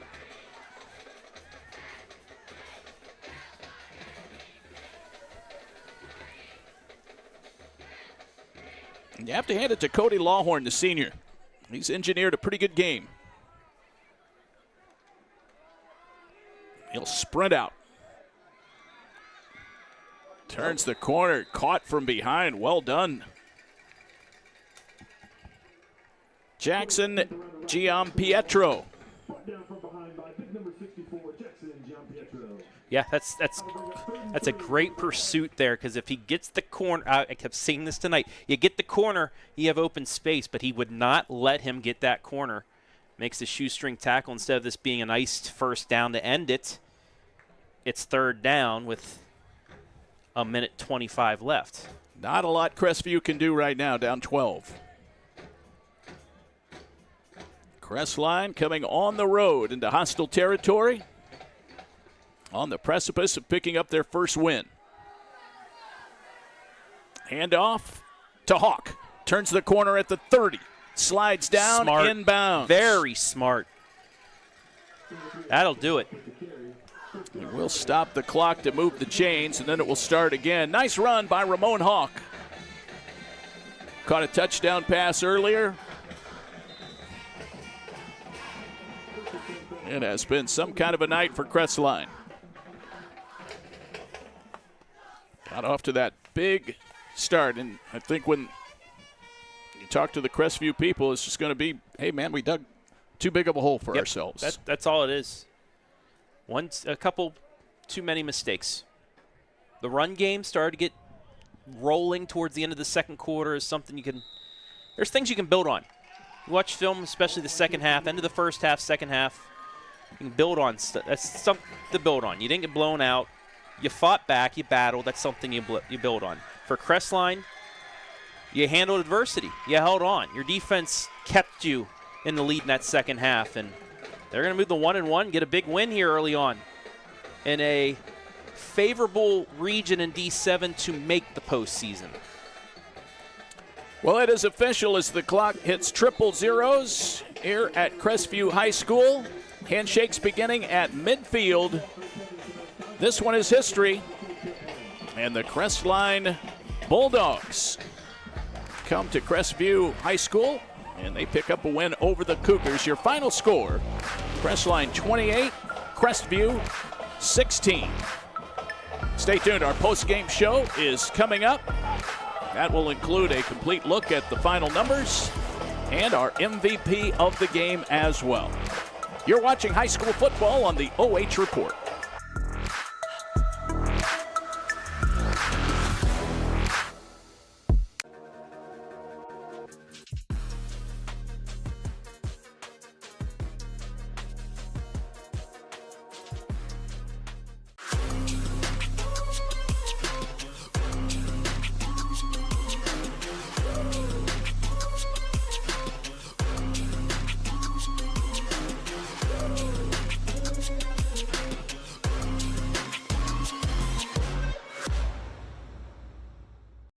Local sports deserve to be done right. We're built for the communities that support the game. This isn't about one season. Every season matters because every game tells a story. And those stories don't stop at the final buzzer. We're here for every moment, big or small. Watch anytime, anywhere on your schedule. And it's always free to watch. This is the future of local sports. This is the OH Report. For over 12 years, you've trusted Scout Construction for quality building and remodeling.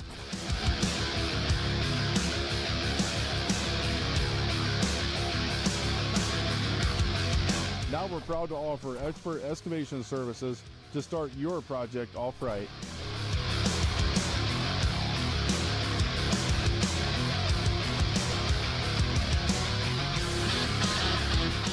You see what we build, now see the way we dig. Experience the Scout Construction difference.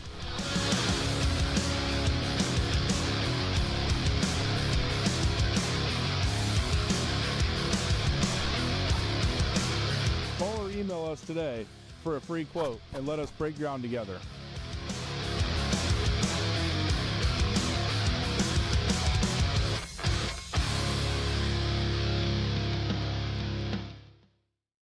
Running a small business isn't easy. Between work, family, and everything else, there's just not enough time in the day. Websites, Google, reviews, it all matters, but it shouldn't slow you down. That's where TMS Plus comes in. We make digital marketing easy, affordable, and effective. We handle your website, your Google business profile, listings, and online reputation, so customers can find you and trust you. That means less time chasing screens and more time focusing on what really matters. Your family, your customers, you business. Sign up for TMS Plus Digital Essentials today and get a free 1-month half-page ad in Town Money Saver magazine.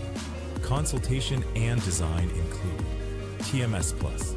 Easy, affordable, effective. Welcome to Inside Central Star. I'm next to one of our amazing team members, Kelly. What do you love about Central Star?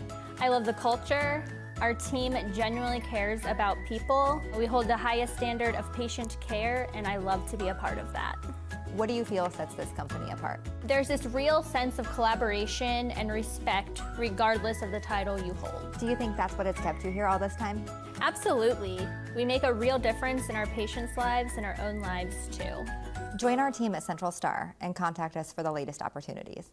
Okay, we got t-shirts. Anybody want t-shirts? At Mechanics Bank, we're more than your local bank. We're your neighbors, your fans, and proud supporters of our local schools. From touchdowns to goals, classrooms to communities, we're here for you. Because at Mechanics Bank, our home field advantage is supporting you.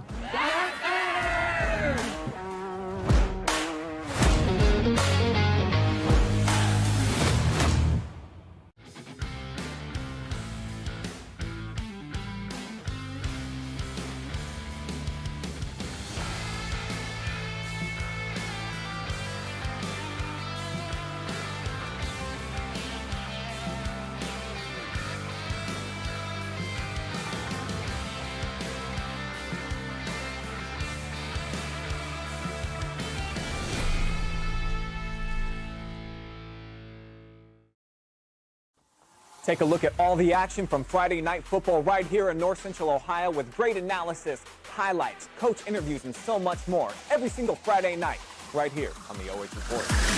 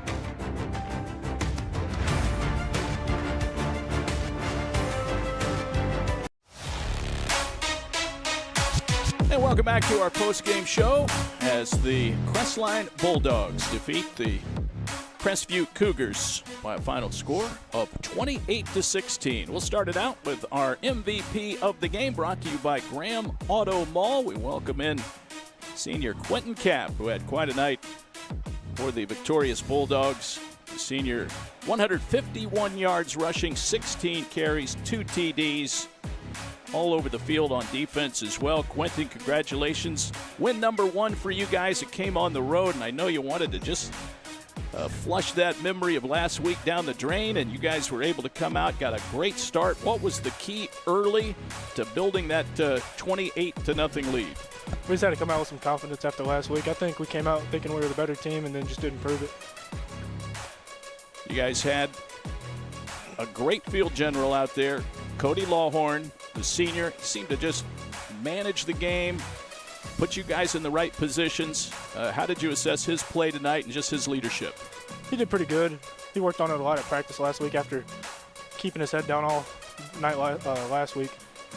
He just had to get some confidence back, and I think we helped him pretty well with that.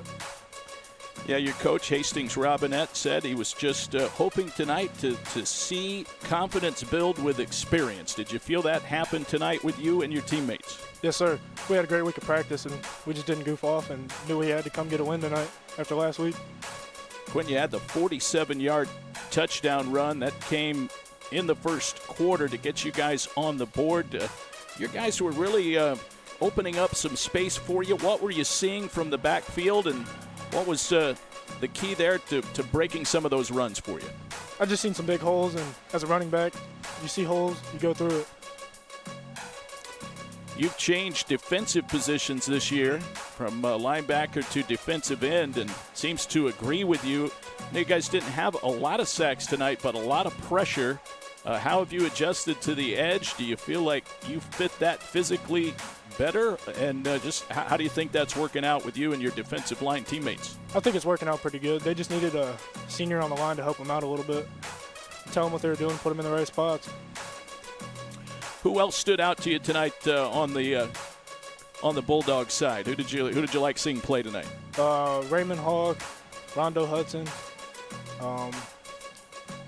We really liked Wade Hudson tonight, too. The freshman was really making some plays. Were you expecting that, and does he do that in practice?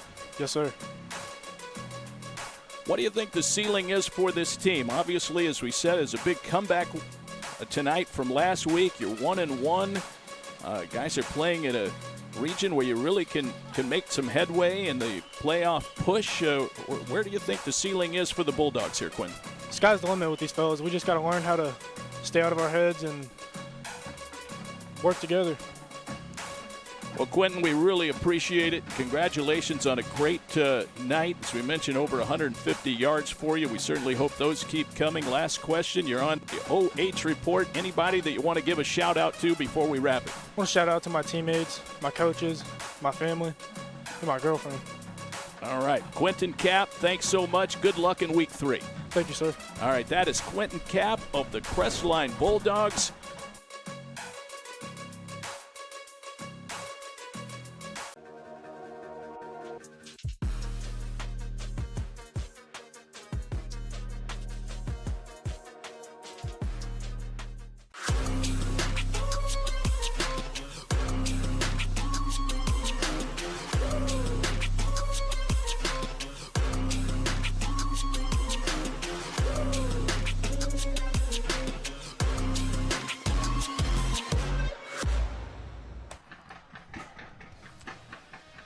And welcome back to our Sutton Bank postgame show as we continue to wrap things up here from Crestview High School. Beautiful night.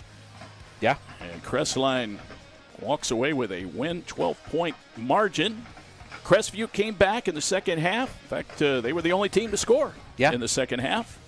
But it's, we just heard from Quentin Kapp, Travis, just a little too much on both sides of the ball. And the Bulldogs pocket win number 1. Look at that second quarter. Yeah. And the highlight of that, which is going to be a Play of the Week nominee, the strip sack convoy 40-yard touchdown. It made it 28-0 at the time, and that's probably the big difference in this game right there as we take a look at the final statistics by Sutton Bank.